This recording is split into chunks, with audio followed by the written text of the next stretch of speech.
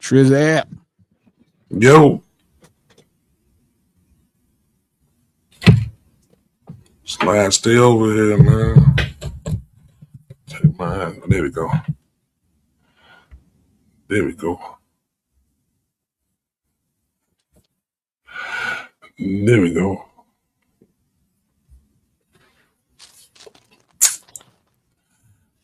Oh man, I get a new favorite one every time I run through it, man. I can't believe y'all trying to hate on that record. I That's wasn't crazy. trying to hate on nothing. Don't say that, B. Don't put that on my Cool, jacket, B. cool. That's all y'all. Don't put that on That's a my good jacket. record too. That's a Don't put that on my jacket. that actually kind of. I got some shit outside of GNX that I want to play a lot of. Oh, this is all right. Next coming around. He coming around. As an artist, homie, as an artist, it's really tough. As an artist, it's really tough. You know what I'm saying? To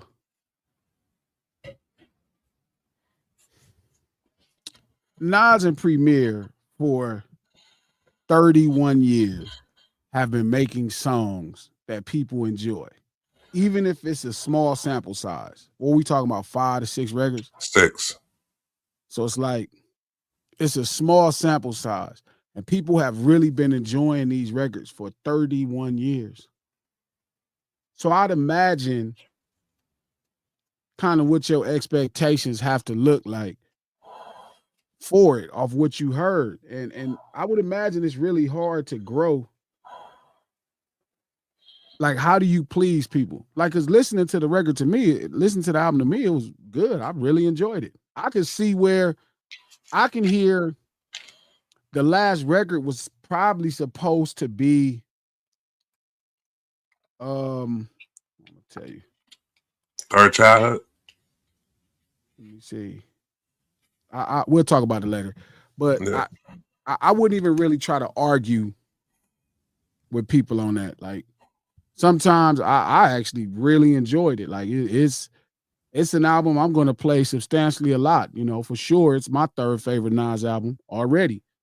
But I'm also not the biggest Nas fan. You know what I mean? It's not to say I don't respect his craft or heard his music, but like I'm not a fanatic. I'm not necessarily, into it. But for me, it's like I think I told you, it's life is good, Stillmatic in this one, and this is some shit. I really enjoy it. So It's I'm crazy I'm how uh it's good. crazy how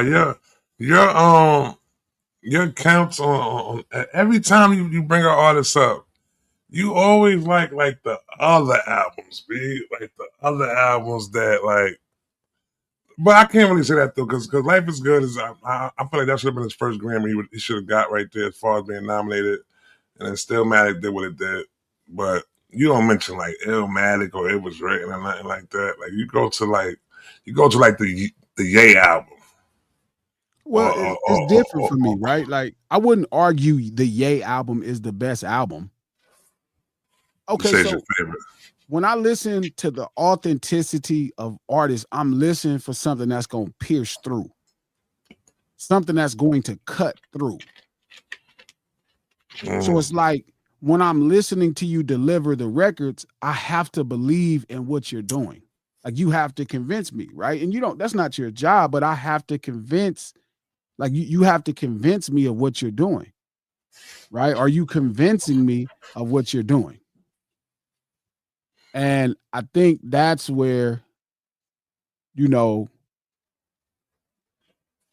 I think that's where I'm different than the average person. I don't buy Glasses loves Dogfather for Snoop. No, I don't love Dogfather. That's not true. No, he Um, loved Last Meal. yeah, really my favorite Dog album outside of the East Siders album is probably either gonna be RNG or Blue Carpet. Oh, That's that's probably when gonna be my yeah, favorite Dog records, I like Dog those albums. albums. I like Um, those albums. but I get Doggy Style. Obviously, culturally, it translates to me. I get exactly what's happening. I get it, but I also was kind of too young to kind of. Doggy Style came out when I was like 13. We wasn't too young. That shit, we was heavily influenced off of that album like that, though. But I think that at that point in your life, that's when you start getting into like your favorite albums, though. They say like between like the age of like 14 to like, then they said, what they said, like 14 to 17 is like most people get introduced to their favorite music during that time right there. But I don't know if a 13-year-old can really understand what's happening with a 22-year-old man is talking about, even though they're from the same area at that time. Not in, and I think that's confusion. Influence versus actually understanding. Understanding. Influence Like, versus don't get me wrong. I feel like that's how it is to me for a lot of artists with Good Kid. Like, where it's like, this is the album to them that raised them. Mm-hmm. Right. And it's like, yes, Doggy Style is the album that was at the pinnacle beginning of my high school years. You know what I mean? Excuse me, Doggy Style. Yeah, I get it. You know, The Chronic, I was 12, about to be 13, you know, different things. And then Doggy Style.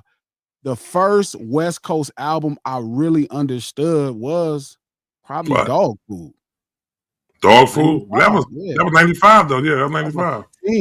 And, you know, now I'm starting to deal with girls. I'm already starting to sell. I'm selling rocks a little bit. You know what I mean? I'm starting to kind of, the music is not just anymore art, and it's like a representation of how I'm living. I'm driving cars. You know what I mean? I'm starting to do the thing. And it's like, oh, this makes sense to me. Like, I get it. And then going back to listen to Doggy Style, I'm able to appreciate it and enjoy it. So when I watch people talk about music, I'm very cognitive of where I'm at. Like, I'm like, oh, where am I at? Do I get what's going on? So probably 95 is when music started making, like, what hip hop was talking about. Like, I could see it a lot different. Like, I was a part of what was going on. Does that make sense? Yeah, it makes sense. I think mine might start a little bit earlier than that. Before that, my favorite rap song was I Get Around. Yeah, it's fun. You know what I mean? Like, a house party. Yeah. You know, I heard NWA. I thought all that shit was jamming. I thought the Chronic was jamming, but I remember looting in the riots. I remember going in multiple stores, getting drinks and shit and chips. And, you know, you're a kid. So it's like, you getting drinks and chips and all of this shit. It's like, you know, you don't quite get what's going on. I remember seeing, you know, homie get his ass whooped. Both of them people. I remember seeing Rodney King get beat up on the news by the police. Oh, on the news. Okay, on the news. Yeah. And then I remember seeing the white boy Denny, get pummeled. Yeah. So, and then walking outside in this chaos and going to the store and going to the pawn shop and walking in and being able to get a free soda and chips and shit. You don't quite get what's happening. Yeah. So it's like, when I really understood it, now when I'm selling rocks, I'm hanging out with girls, I'm driving cars, like, the life starts to make sense is 15 when Dog Food comes out. That's when I'm like, that was a hell of an album. That was a hell of an album. It was like, oh yeah, you know what I mean? So my reverence for Daz and Corrupt is different. You know what I mean? It's like, wow, like, we doing the same thing. So to watch people now be confused is very crazy. Of what? Well, first off, this is No Ceilings Live, the lunch hour, every Monday, Wednesday, and Friday, right here, noon Pacific Standard Time. Pacific Standard Time, if I pronounce that right. I hope you're enjoying your lunch on your lunch break. Apologize for the delay. I got a late start. 3 p.m. on the Eastern Standard Time. If you're on the East Coast, I hope you still get to eat your lunch. I know you might be getting it. And to everybody else who just popping in general, much love. Thank y'all for being here. This is a real serious conversation, a little bit more serious. It'll be fun, but it's one of the conversations we have on the podcast and not the stream. We do this stream to support that podcast.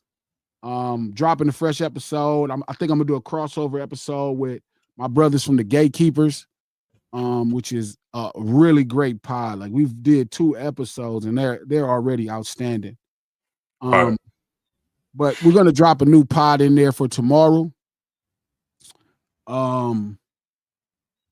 Conversations on knowing when to shut up. You know what I'm saying? I think that's kind of my problem sometimes. But it's gonna be really interesting. It's very hip hop influenced, so that's why I want to have my brothers from the Gatekeepers podcast. But you can listen to the No Ceilings podcast on Apple Podcasts, iHeart Podcasts, or anywhere you get your podcast from. No Ceilings podcast, executive produced by Charlemagne the God, the Black Effect Podcast Network, and iHeart. We'll get this thing cracking. Like when I'm looking at the conversation on hip hop on Twitter, like I was having a conversation with Jadakiss' son. Mm-hmm. And on Twitter, where we were tweeting back and forth, he tweeted some stuff and he said, I said, hip hop is the streets. And he kept saying nothing in the industry. And I see he kept conflating hip hop with the industry. And then this sent a spiral of conversation happening. You know what I mean? And I realized how entitled people are to hip hop, to this one specific type of culture. It's funny because there's nothing else. Like somebody was saying to me, this person listened to hip hop growing up their whole lives. And I'm like, so because you listen to art your whole life, that makes you the culture itself. Right? That's crazy, yeah. And in traditional fashion, you know what I mean?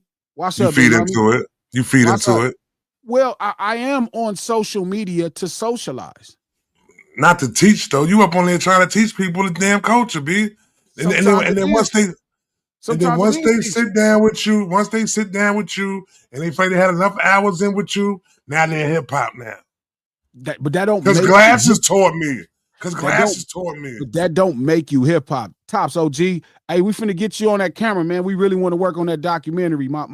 Somebody made a good point, and Kiki, I'm finna get you in front of that camera. Yeah, Kiki, stop playing, man. I get you in front of that camera, yeah, Kiki, man. We're gonna do this documentary, bro, on your life. You need your story to be heard. We need to really tell your story, bro. People need to know what you've been through, Key. So I know Sega told you, but we're gonna sit your ass down in front of Ari Mini and really drive your story home, homie. Like people need to know your contributions and your understanding of all of these things happening in Los Angeles. So to rewind it back, right? So I'm engaging in the conversation. And of course, because there is like somebody called him this morning, Al-Qaeda. Al-Qaeda. That's what they call in the terroristic fan base of Aubrey. Oh shit. Al-Qaeda, right? I thought that was fucking funny. Al-Qaeda. So they turn it into a Kendrick conversation. And that's their favorite thing to do, to turn it into a Kendrick conversation. And I don't mind because that's my man, 100 grand. Like, feel me? I don't mind talking about that. I'm so happy and satisfied for the things he is doing that I want to celebrate him as often as I can. You know what I mean? In his moment.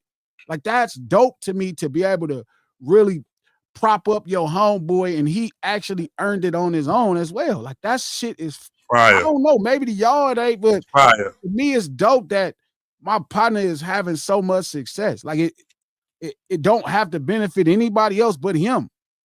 You're supposed to be your homie's number one cheerleader. I don't give a fuck what nobody says. On God, yeah. You're supposed to be your partner. Like, if people want me to feel bad because like I am cheering for a friend, and I'm like, bro, I've been cheering for Scarface my whole life and I don't know him. I've been cheering for Jay-Z my whole life, and I don't know him. I mean, well, I do know Jay-Z. That's not true.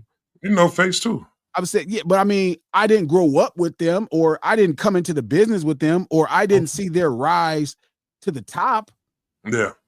I mean, like I saw it from the outside. I saw Jay-Z. I mean, I bought Reasonable Doubt, and I remember he wasn't the biggest artist in the world. Sure, but it's not the same as seeing, Kendrick Lamar, this when I was an adult, it's this kid. It's this nigga that's just in high school and getting out of high school, rapping and practicing and shit. And it's like, now it's like he's doing some arena in some stadium in Australia. Like, it's different. This is a kid I'm on a tour bus with every day, waking up, feeding him sometimes, buying him food, and we laughing and joking, talking about dreams and different things we see. And now he's in a stadium. Yes, there is a connection of like joy that comes over me for it. And I'm sorry that I celebrate him with this stream Don't be sorry. You know Don't what I say mean? sorry, I bro. get Something up. how it sounds. But imagine somebody you genuinely got love for and you think is a great person. He's a good dude. He's a deserving person, and it happened for him. Like, you wouldn't be this propped up over your homeboy, like somebody you saw, and they you wouldn't be like shouting their praises from the mountaintop. I would. Would you I would. not? I definitely would. That's a fact. Like, this is a kid I used to see rapping in the back studio, and he was dope, and he just did a stadium in Australia to wrap up his tour. I'm fucking bugged out. I'm like, wow. You feel, I'm like, what the fuck? Like, and don't get me wrong. I saw the journey. Yes, I saw him put out Good Kid, Mad City. Yes, I bought CD, vinyl. Yes, I bought CD and the vinyl. Yeah, I bought the Bimba Butterfly. Yeah, I bought Damn. Yeah, I bought all this stuff. I bought the Black Panther soundtrack. Yeah, I always supported him. I went to some of his shows. Sure, yeah, it's my man. But to watch him rise to the greatest position hip hop has ever seen. Like, it's only a handful of people that have been in that position. It's only a handful of people that's like if Coach, right? I met Coach about 4 years ago, 4 or 5 years ago. And now he be coaching the Lakers in 2030. I'm going to lose my shit. That's a fact. We going to be coaching the Lakers. If I start coaching the Lakers, I would lose my shit. I'd be like, if Sega scores a film that does $300 million, I'd be like, oh my God. I don't get why people, they're upset. But again, back to the point. So we get to this conversation, and the Al fans, the Al Qaeda, that's what they call Drake Stan fan base, Al Qaeda. Right? So I thought that was funny. So shout out to the homie that came up with that. I gotta look at his name. He's on Twitter. We follow each other. He's funny. But he's like, well, Kendrick. No, well, the first thing they talked about was Jadakiss, right? And they was talking about J1. And somebody said to me, because J1, so again, here we are back to teaching. I'm explaining hip hop is only street. It's only street. The culture of it is only street. There is no other culture except street. And it may not be, I get it. Shout out to every one of y'all ignorant, racist minds. You're a damn bigot. If you think the only thing that street is gangsters and D-boys, you are confused. Okay. I was just about to ask you, dude. See, I grew up at a time when the streets was something grand. Mm-hmm. Or street. Facts. Skaters, a real skater, not y'all version of skaters. A real skater is street. A real skater skates. Go watch the film Gleaming the Cube. Go watch any of the oldest skateboard movies from the late 80s to the early 90s. They used to skate in places that was illegal. Go watch Police Academy 3 or 4, where the skaters are being pursued by the police the whole film because they breaking the rules. See, the thing about the streets is this. The streets is not, yes, from a very American mainstream standard, the streets are about crime. Yes, from a very American standard, the streets are about crime. If you grew up in a suburb your whole life and that's all you know, and then you see this life, it's going to look like crime because they set your moral standard on what you think crime is. But where we from, Trap, Coach, me, people that grew up in the culture that is hip hop, a lot of us, right? We understand crime is not crime. See, there's a different set of crimes where we grew up at. We don't look at selling dope like a crime. Because somebody's buying dope and somebody's selling dope. That's their business. Mind your business. Somebody selling dope, that's not a crime. Mind your business. See, there's a different set of crime here. We don't look at some kids skating at the park as a crime. We don't care what the damn signs say. He's just fucking skateboarding. We don't look at him skating in somebody else's pool as a crime if the pool is empty. We don't see it that way. Right back. We don't see it that way. We don't see crime that way. We don't. That's not wrong. See, a wrong is a crime in mainstream America, right? We can go into is rooted around judgment. So again, it's like, what do we see somebody's doing something wrong?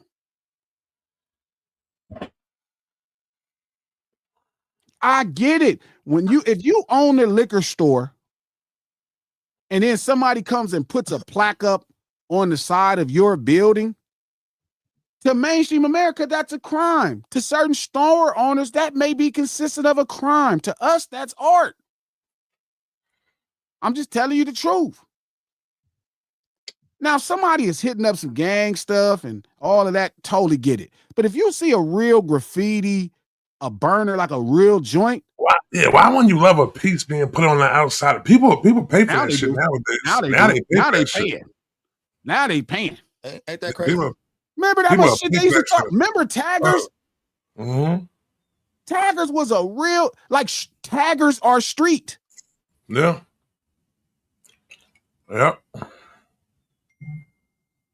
Taggers are street. Now people getting they businesses hit up. Yeah. To make the inside of. Yo, I went up in Dave's Hot Chicken. They put one over here. My mom. I was just about to bring that up, Trap. Yep. You see the new Dave's Hot Chicken? They got the whole thing. They got the whole piece on the inside of the shit, like a graffiti when you walked piece. In, did you feel kind of like home? Like, oh man, it's dope. But word, they got a whole graffiti piece on the inside. So they doing all of them now. Huh? I thought he just did it in that one right there. When I was in DC, the one in DC was just like it. Shout out to TJ. Skate culture is street culture, and that's not criminality. But that's not true. It is criminality in mainstream world. Skaters were treated like criminals when me, Trap, and Coach grew up. Real skaters, not somebody that had a skateboard, a real skater. You ever notice that real skaters and gangbangers kind of dress alike? You ever notice it's Dickies? You ever notice it's like a canvas type of Chuck or a Van t-shirts? You ever notice it's not that far apart? You ever notice streetwear? Right? That's just a knockoff of skaters. You never noticed that streetwear is they're knocking off skaters? It was. But shit, we grew up with skaters. Like skaters. Yeah. You did. They was your neighbors. They was your homeboys with skaters. Like I think it went away for a little while though. It went away for a little while. Well, at least over here in New York. At least right now these people is posers. A lot of these people ain't real skaters. They posers. Yeah. But that's what they used to call them, posers. I think we all hopped on the skateboard once or twice. Yeah, when we was growing up. I just couldn't do it. At one point through our man, I had a Santa Cruz. I had a Santa Cruz, right? A Santa Cruz board with Tonka trucks, you know, the trucks that you put and slime ball wheels. I had a kit. I was a biker. I wasn't no skater. I was a nigga on a bike. I had a GT, a dyno, and a mongoose. I had shit like that. I had shit like that. Bicycle riders were street. They street, same shit. And to be honest, when we was growing up, we had to have one or the other to get around. Like, shout out to my man Nigel Sylvester. You know what I'm saying? He took that street biking all the way to corporate, B. He was a street biker, B. Word. My brother working with him right now. He's straight street biker. That's it. That's what he do. Word, that shit was real. He like the Tony Hawk of street biker. Word, dope. I think that's the confusion of what's happening. See, y'all keep reducing it down into how people earn or how people settle disputes, right? And that's gangbanging and D-boying. What do you think gangsters is doing most of the day? What does it look like? They just sitting around hassling old ladies for purses? Again, hip-hop is very much street. I get it. Everybody want access to cool. Shout out to all them people that wasn't cool, that never fought the battle they should have fought in real time. And then they became an adult, and now they would like to rewrite history because somebody told you was cool. You know, we was the kids that didn't get in trouble. Now we cool. No, you were smart. You're not fucking cool. And it's cool that you're not. You don't have to try to be with everybody else. You didn't get the chance to sit at the cool table, nor did you make a cool table. I think they just so mad because I was happy to see that person, you know what I'm saying, it became cool to be the smart person in class and shit like that. Like, you know what I'm saying? Because I know when I was coming up, like these kids nowadays, that's the cool kid right there now. You know what I'm saying? Like, that's the cool kid. Not to say it wasn't cool with them being smart, but it was just like, it just shifted over like that, though. You know what I'm saying? I was happy to see that right there. But most of the people who was like that when we was growing up, though, I don't still think the nerd is the kid cool in school, but who the fuck no. cares? Nowadays it is. Here's the thing. Stop doing that. What? Doing what? Not you. Okay, my bad. My bad. Everything that you're into, you don't have to be cool. Yeah. Like, I never started being stupid because people didn't think me being smart was cool. Yeah.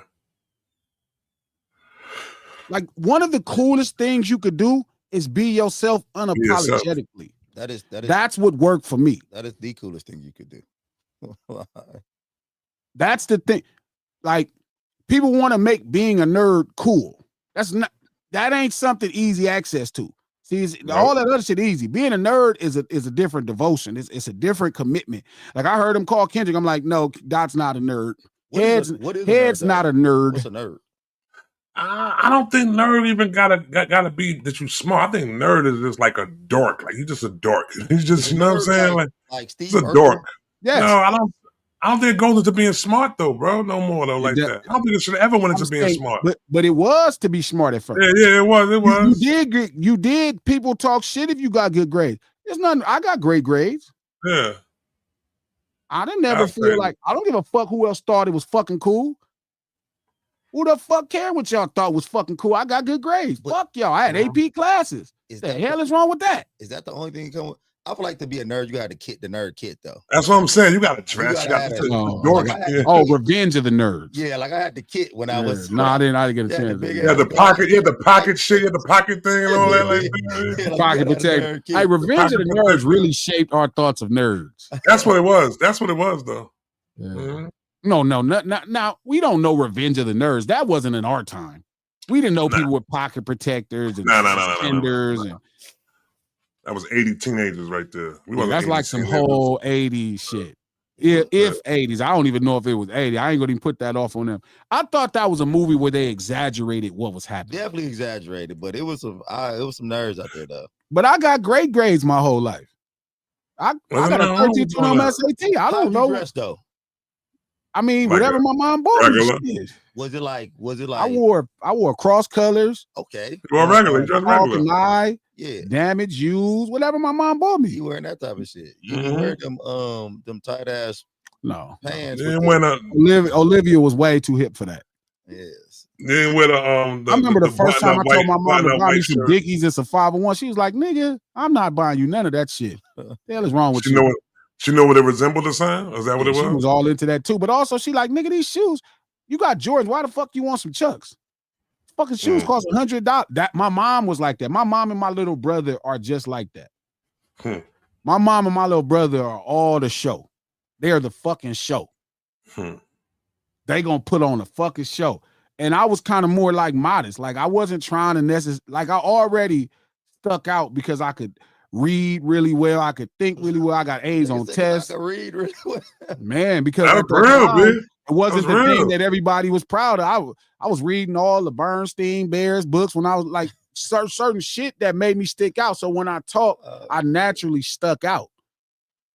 You know what I mean? So like I wasn't always trying to make waves, but I wasn't actually finna be slow to hang out with nobody. So even becoming a gangbanger, like that's what got me in most fights. Because you could read? No, because like I would have a smart opinion.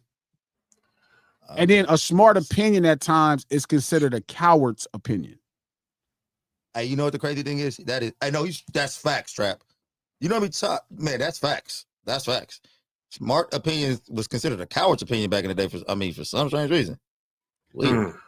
Because things in the streets are handled primitively. That's true. And primitively doesn't mean stupid or dumb. It means fundamentally. And I'm like, well, we're a little bit more sophisticated and we could articulate ourselves and come to solutions. Right? We could push that over there, coach, if that's in the way. Just throw that, yeah. We could articulate ourselves, right, and come to amicable solutions. And my older homie said, yeah, that's cute, G, but they not finna do that. Plug said they not finna do that. I listen to you, but they not gonna listen. Could you imagine, Trap, back in the day, you 13, 14, and when your homeboy said amicable. Amicable. And I was using words like amicable the whole time. It was like, and don't get me wrong, my homies are not dumb. Like, and I don't think even the people that we had issues with were dumb, but nobody wants to look like they can have a sophisticated concept of resolution, right? Or sophisticated revolutions, because you get applauded by you get applauded by primitive solutions. Like nothing gets you more respect than just fighting somebody and beating them up over a dispute. If you two people can sit down and talk and discuss something that works for everybody, nobody talks about that. Think about gangbanging.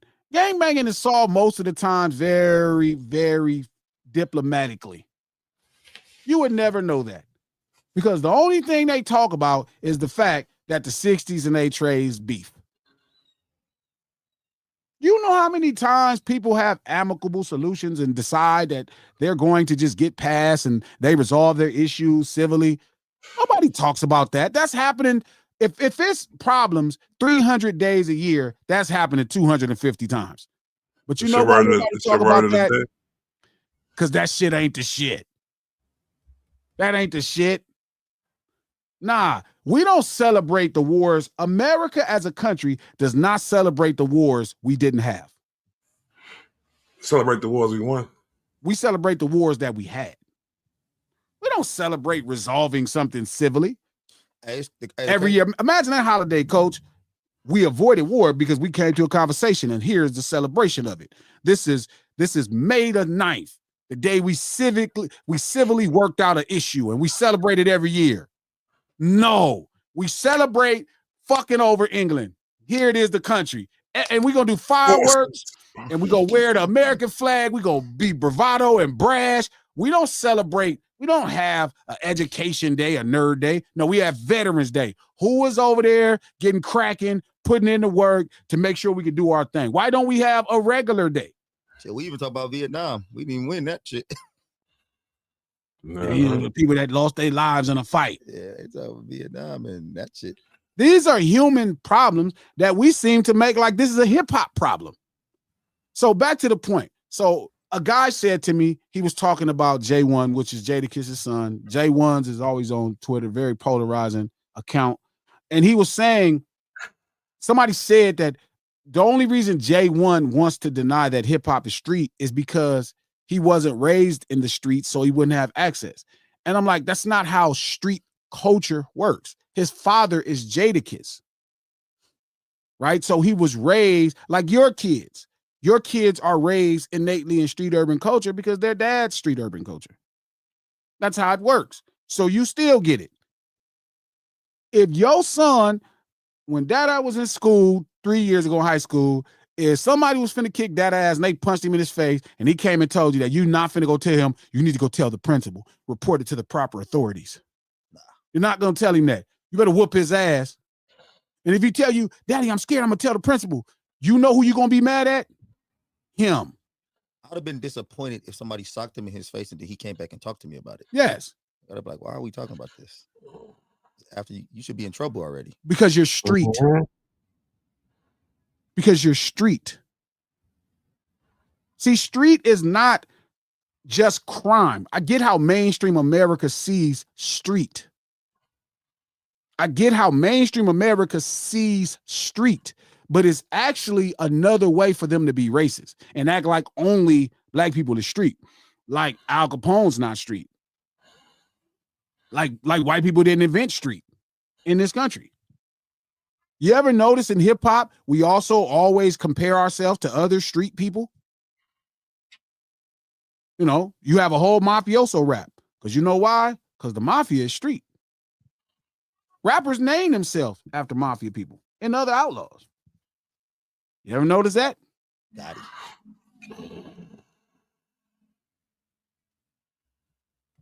You ever notice that? Yeah. Scarface. Why you think nobody never named themselves like Martin Luther King? You want to hear it? You want to hear? I don't want to hear King rap. You want to hear that, Trey? I'm just saying. I mean, like nobody never named themselves like. I just told Trap.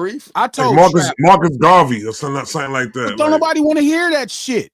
That's not this. You would have to mix it up, Trap. You'd have to be like Gotti Garvey or some shit. Like you can't just go straight Marcus. Imagine a rapper came out and his name was MLK. MLK. He was just rapping about the black plot. We would be so happy for it to happen, but it is not going to be the thing. Not gonna sell. Not gonna get. We'll follow him on Instagram. We'll be liking all his comments and shit. He be getting 3,000 comments and selling 200 records. That's a fact. And it's not nobody would show up to a show. You don't think they'll show up to a show? Yeah, with picket signs. See, to me, if you made a MLK rapper, he needs to go do rap and protest at Target. Like that should be his concert. You got to go all the way there. My concert is a protest at Target.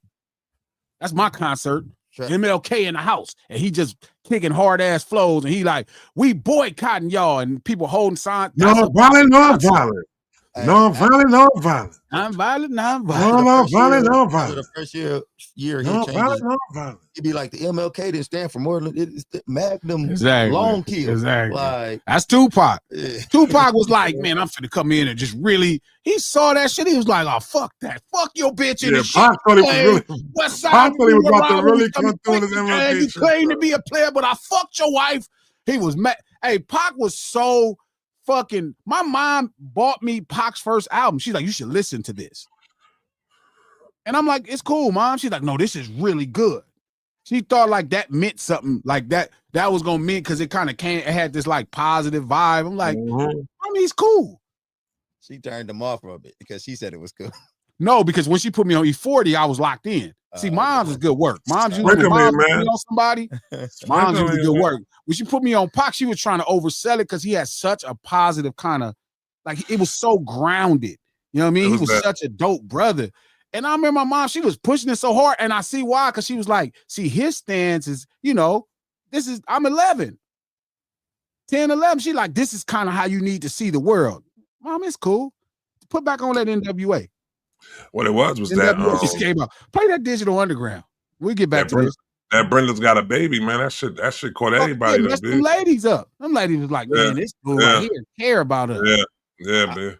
And I thought he was dope. You know what I mean? But it was like, Death Certificate that just came out. Why are you playing this right now when Death Certificate is right there, Mom? You know the crazy thing is, I liked Pac growing up for sure. He was fire, but I had a different appreciation for him when I got a little older. Like when I got now, I was like, oh, this shit is dope. It's great. But as I got older, I was like, this man is special. The best shit I heard ever. Yeah. Well, you know what Pac said though, man. Pac said that after he came out with the first Apocalypse and the second album, he realized that he was coming at people from a higher level than what they would. So he felt like he had to come down and meet them down people where they was at. Where they was at, and then bring them up to his level like that. That was his plan to bring them up. Yeah. See, Trap, I didn't like Tupacalypse now until I was in like a junior or something in high school, and I was like, oh, okay, yeah, this is fire. But when I was younger, when I seen Brenda had a baby, when I seen that video for the first time, I was mortified. I was like, take that baby out the trash. Like I was like, this too deep for me. You know what it is? Early hip hop had such an attitude, and it fit where we were at as Black youth. Mm-hmm. And if you didn't have that attitude, I kind of was like, Yeah. I mean, you had to be really like festive at that point, like Tribe or Digital Underground. Because they're both represent a level of festive, but to kind of be even killed, angry wasn't going to work out. You needed to be really angry. You know, hip hop had this angry thing. Like, I don't think people understand how angry hip hop was. Yes. Like LL Cool J was mad the first time I saw him. I didn't like LL until I seen him mad. Yeah. Like that was a Now I hard remember pass to get LL, to. like y'all niggas don't, y'all talking about the session is over. Y'all don't want to hear me rap. Nigga, get your motherfucking hands off. Nigga, you finna box, nigga. Box. Yeah. I'm not going. Nigga, attitude. And then the first album you heard, he was like, oh, this is hard. He yelling, cool. But when Bigger and Deffer came out, when Bad came out, and he was in Bad, it was like this I over was there. like, oh, It was like this over here. this nigga is like He was like Superman or this. something. He was shaking. The nigga, he was What mad the as hell. fuck?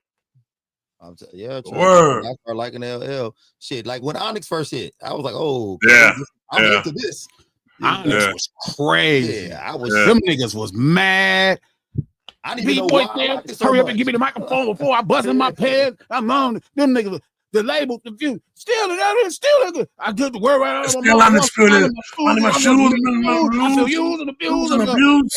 Feel confused. Excuse me. For example, Hey, well, I'm an inspiration to my on the whole whole generation. generation. Like, oh my God. man, that shit was fire. And then when I seen Fredo Star and Moesha, I was like, what the fuck you doing? Yeah. You see that niggas was regular humans. Yeah, That's right. Public Enemy was like that. Public Enemy was Chuck D sound like the most angry motherfucker in the like the everything about hip hop to me at the highest level. Don't let me shout out to all the Smooth brothers, Ra, Kane, all the Smooth brothers that was hella smooth because they brought the player. That's why I didn't like Rakim at first. Yeah, it was too smooth. It was too smooth, dude. Like, wait a minute, you too cool, homie. Rakim can really rap. Yeah, This nigga is you super started. He's smooth. And that's why I didn't like Cool G Rap Trap. Like I always G-Rap was another smooth one. He was smooth. He was like smooth. I wasn't ready for it. KRS-One was West Coast. That nigga was angry. KRS-One be cussing some shit out. So that was to me. So when people ask me if hip hop was street, you know what I'm saying? Like hip hop was street, right? It's different. Yeah. What happened? I'm just saying, like, when people don't get how diverse street is, like you keep thinking, shout out to all you suburbanites who reduce streets down to Crips. Suburban Nights. That's the new one? Yeah, That's what we going with? That's what we going with? We got the new one though, but we waiting to drop the new one though. Yeah. Shout out to all you suburbanites who feel like hip hop is just gangs. Yeah. Yeah, because honestly, when I first heard Far Side, I didn't get gang culture when I heard not at all. Side, but I still thought they was street urban. Yeah, I thought that was street. Yeah, when I first heard Far Side, I was like, okay. When I first heard fucking what's my man name? The funky Homo sapien. Oh, Dale. The funky Homo sapien. I didn't think like he was a gangbanger or nothing like that, but he still felt, you know. I mean, I got a lot of New York rappers like that though from over here. You know what I'm saying? That I didn't feel like was like street, but they were street at the same time though. You know what I'm saying? They didn't come across like a gangster or nothing like that. You know what I'm saying? But they was street though, because they was hip hop. You know what I'm saying? What they carried within them, their whole style, their life, you know what I'm saying, was hip hop. So that's what it, you know what I'm saying? That's what it came across as. Like I ain't never put Redman as being a gangster. You know what I mean? But I put him as being street. Shout out to Andy Pandy. She said, you named all conscious rappers as examples for why hip hop was always street, because the streets are conscious. Yeah. I don't know how you separate people not being aware of said community. The conscious rappers used to rap about conscious rappers are street. Yeah. Maybe the modern ones are not or something. I don't know. Like maybe like J. Cole or something. Is J. Cole like a modern conscious rapper to y'all? Who's a conscious? I'm about to ask that. Who's a conscious rapper right now? You feel like? Apparently Kendrick. I mean, I don't know. Glasses, you are not conscious. You ain't never listened to my music, Andy. Yeah. That's just crazy. I feel like when I hear conscious rapper, it's somebody who's trying to is kind of give you a message about what's going on in they situation. Like, so what I don't know. I always looked at when I wanted to hear about what was going on in my situation, I always looked at people like NWA, Yeah, I always looked at like I'm talking about those kind of rappers. I flocked to them because those were people that I thought was giving me what I thought I was going through at the time. Like this is what I'm living through, and to me that was conscious rap at the time. I don't get how. Again, it's like it's a weird connotation of people in the streets. When I look here, conscious, I'm thinking they trying to keep me awake. Like they trying to show me, like, hey, look at this, brother. This is what happening in our community right now. This was happening. I ain't gonna lie. Sometimes when they talk about conscious rapper and I listen to Most Def and all that, I couldn't even understand. Yeah, it didn't fit your conscience. Blibbly bobbly blipply bloop. All right, cool. But my man, like when I wanted to understand what's going on around my area, I go listen to guys who looked like they was talking about what I was seeing. I mean, I just think there's a level that people think for some reason they conflate conscious with always having an amicable solution to a problem versus like KRS-One is one of the original conscious niggas. Melly Mel's a conscious nigga. They both would beat your head in. Pause. And no disrespect to Most Def, he's fire. Yeah. But yeah, exactly. You know, even I didn't really listen to Melly Mel that much. I ain't going in front. Pretend like I'm the message. That's it. That's where, and that's it. Like I wasn't really. I just think that there's a confusion. See, and the thing about conscious is understanding a greater purpose too in relations to Black people. But again, I wouldn't even have these conversations about conscious with people because it's like the reason all people, like the people that respect you, respect whatever you bring into the table. But I'm starting to understand that. So the point I'm saying is with him specifically, right, is so J1s is saying that. And then somebody said, well, J1s is saying that because J1 is saying that because he wasn't raised in the streets. And I'm like, well, his dad is the culture. His dad very much, right, raised him. So that's where he get his cultural lessons from. So of course, innately, he would be the culture naturally. Right? His dad is raised him in the culture. Now, would he be as dense as his dad? Probably not. But that doesn't mean he doesn't understand. That don't mean that if he go to school, he's going to do it by the rules. No, his dad gave him his own set of rules. He understands snitching is not a thing that happens. That's the cool thing. Like he understands enough about what's going on to where that if certain shit happens to him, he know how to handle it. You know how to be like, all right, this is how we do this. This is how we, like my son, he understand that snitching ain't, he wouldn't go tell on nothing that he was a part of, you know, so I get what you're saying. So it's just like certain things. And snitching, again, to that conversation is rooted in so much deeper stuff. But snitching is a conscious thing. It's an accountable thing. But I feel like growing up in our culture, accountability is kind of a mainstay in how we was raised, though. But that's the cornerstone of street. Right. Street is another set of rules. Here are these new rules. Like Here are these new rules. I got you. Like even like we so accountable the way we was raised to where if something happened to us in a certain area, and we kind of looked at it as something it's expected. Like, yeah, damn, that was me. What the fuck was I doing over there? What was I doing over here? Like, I know these people. You feel me? That's their thing. Like I know that's their thing. Yeah.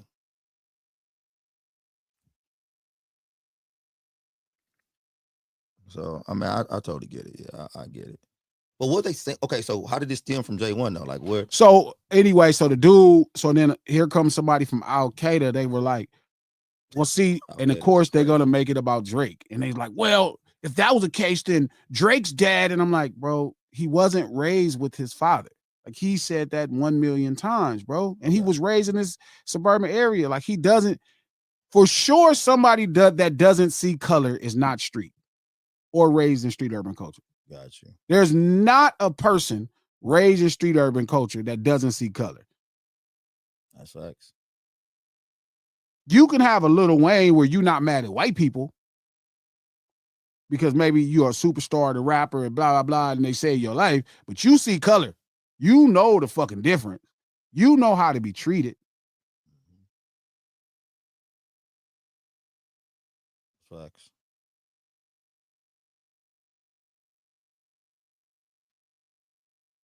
Valuing street culture, Andy, is the most conscious thing you can do. It's the most conscious thing you can do. Valuing street culture is the most conscious thing you could do. The problem is when you don't value it. And see, that becomes where you start to come across like a suburbanite, Andy. And that kind of is where I don't believe you. Because then you have an ignorant stereotype of what you think street culture is. And that becomes kind of the problem that you're fighting. You're fighting a bunch of ignorant stereotypes about what people think. So many people, Jimmy Iovine is a billionaire off street culture. Mm-hmm.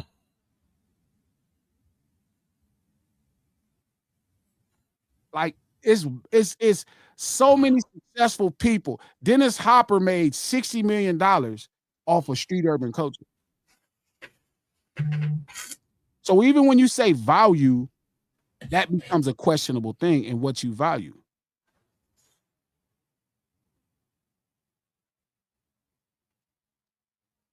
That becomes the problem.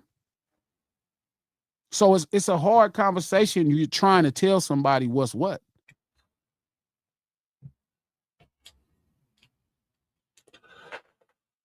A lot of times they ain't gonna get it though, man. But I applaud your ways of trying to get them to get it though, man. I understand. It's definitely a commitment. Yeah. I was having the same conversation with AD and Pun this morning, which is kind of what I wanted to talk about in this podcast for later, right? Which is that's gonna drop tomorrow. It's the same thing where it's like, bro, like if we don't value this thing, then we're the dumb ones. And to me, that's where hip hop is at now. Like, where if we don't value it, and value it means you care to go learn about it, to know things about it, to go know what makes it tick. So many different things come with the term value. Like, if you don't have love for this, like what good is love? Like, love demands sacrifice. I feel like when you don't value something, it leaves a door open for somebody else to come in there and capitalize on The value. the value of it. Yeah. That's a fact. That's a fact. I mean, we see that happen all the time now, man. We talk about that as far as like when we talk about the way hip hop has gone international. You know what I'm saying?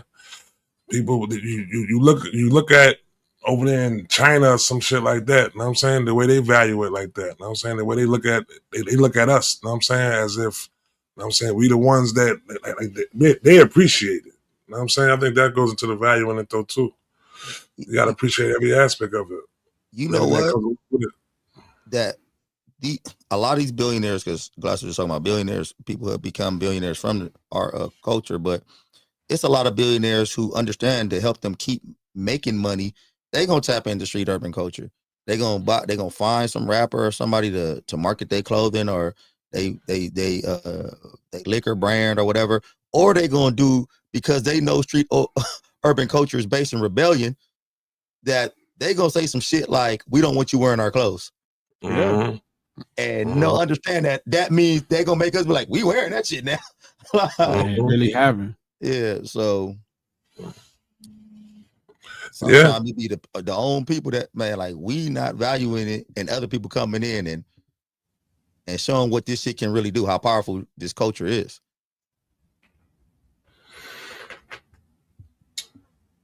I mean, I feel like I feel like the ones who the ones who understand it, you know what I'm saying, we definitely value it. We appreciate it. You know what I'm saying? We understand what it is. I actually disagree completely. Yeah, go ahead. Yeah, I know that sounds fucked up, but I disagree completely. Yeah. I don't think we really see the beauty in it completely. Nah, not at all. You know what I'm saying? And I only learned that because the more I got it, like when people think it's about like crime. Mm-hmm.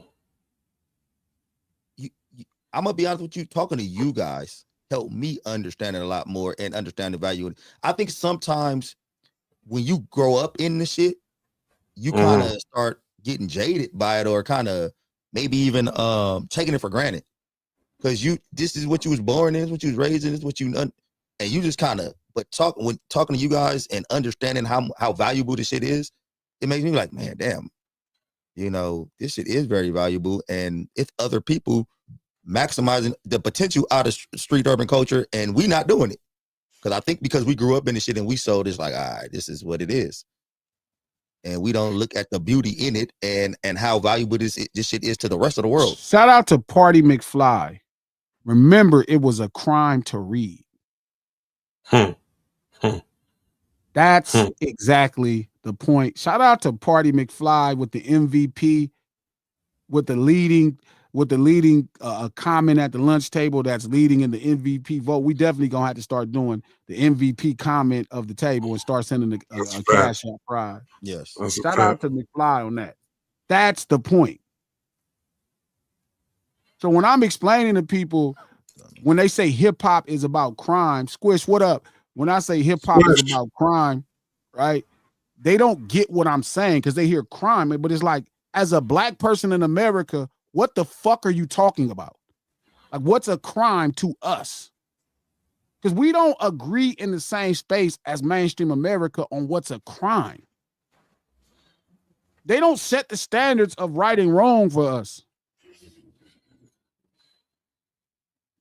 Do you know if somebody walks in your house in California and takes something, and if they turn around and walk out, and you shoot, it's a crime?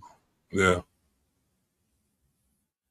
Do you know you could be held civilly liable if somebody falls in your house and hurts themselves trying to, like, you don't want to know how the law sees things.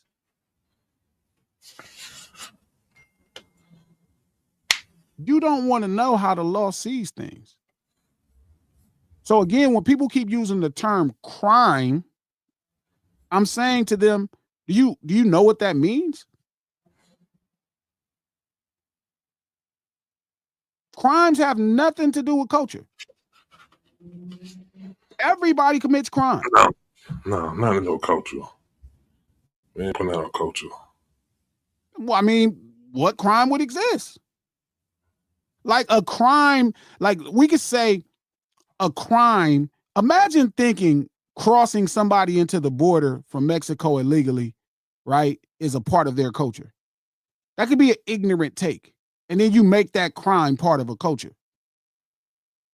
That's not. It's just a crime. Everybody in America sells dope. Every group.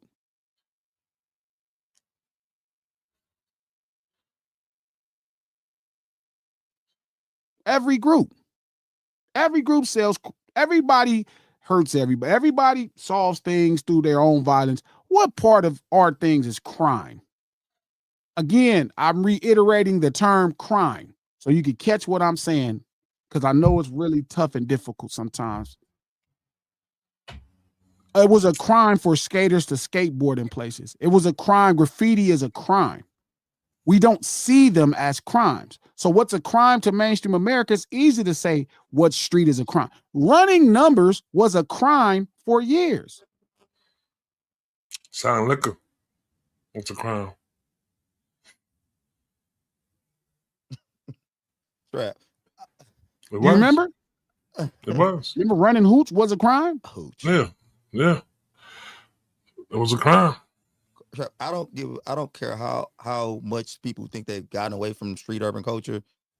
You could talk to the oldest, most refined guy, and you go ask him certain shit. They still got a certain shit that they don't give a fuck about. They will go to jail for right now to this day, and it's considered a crime in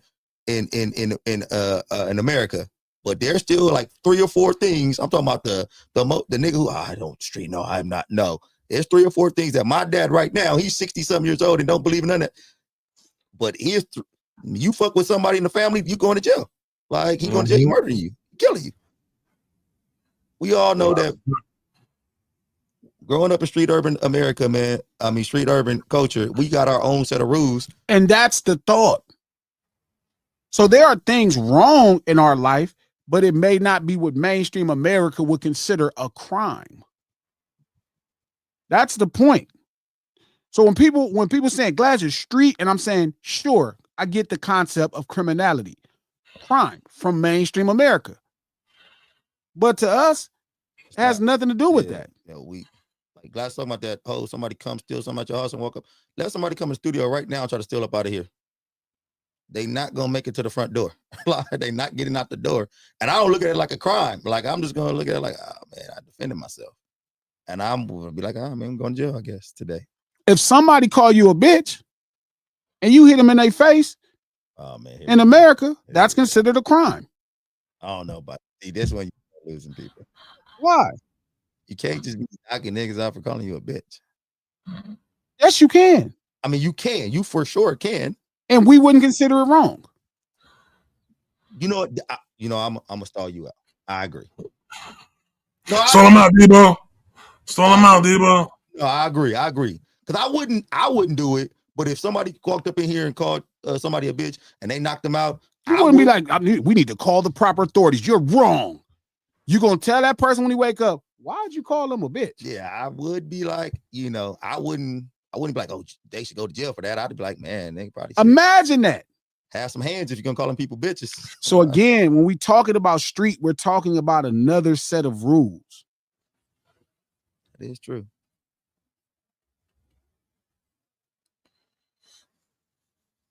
That's another set of rules. In no world is it okay for you to call somebody else out their fucking name and don't be held accountable. Please don't bring it there. Please don't bring it there. Please. I know where you about to go with this. If you going back to the worker, please don't. Going back to the worker, she already rich. Coach, let her get off. $500 million. She done cashed out. She cashed out already. I'm not gonna say Coach is right. We should just let every white person call us the N-word and harass them. Smacking her was gonna make her less rich. It don't matter. Something would have happened. Something.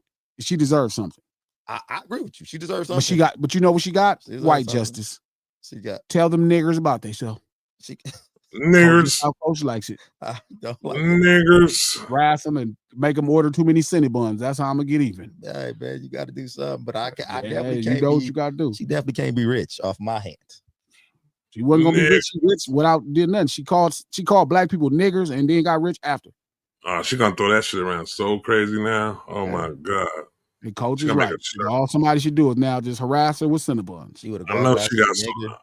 And he would have smacked her, and she would have been up $2 million. Once she got out the hospital, she would have earned it. I love she got merch coming. For sure. Exactly. Just how Coach, and everybody gonna be wearing it. They're gonna be getting harassed at their Cinnabon job. That's gonna be Coach's solution to years and years of oppression. Imagine the merch that she would have had made after Glasses smacked her and she made her $2 million. She wouldn't have had been walking around with a big ass print on her. She wouldn't have been walking around. Calling it gorilla print, gorilla hand, or some shit. She wouldn't have been walking around. She'd have been ducking and dodging everywhere she went.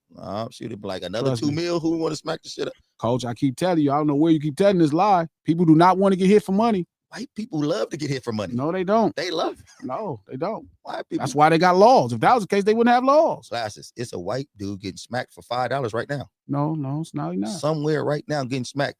His head hitting the table on one of them smack games. Wow. Them smack games the best. That power slap shit is the best, though. I ain't gonna he getting smacked. Power slap is the best, G. I like that shit. People are not gonna be okay at 32. No. I agree with you. Did the fight come on this weekend? No. The fight is next weekend, I think. Next weekend, okay. No. Wait a minute. What's today? Today is the 15th, right? It's this weekend, yeah. Yeah. So I invited this weekend, 19th, right? This weekend. All right. Is this really happening? This cannot be happening. Yeah, it is. Anthony Joshua. Okay, and there you go, Glasses. This white man is willing to get just killed in this ring for white people don't care. Nigga, come on now. Anthony Joshua about to put this man in a body bag. He earned it. He earned it. She didn't earn this $500,000. So you telling me $200,000. You smacking her is worth $2 million? She got way more than that. That shit went up more. Oh, but her goal was $271,000. She kept raising the goal. Yes. Y'all go support my GoFundMe then. Fuck it. Glasses smack me. Please. You black. They ain't finna give you a dime. They giving you a dime. Please. Oh shit. Oh man. That is crazy. Wait, but where's she at right now? Oh, just go for me. Last time I checked, she was at like 390 or some crazy shit. Damn.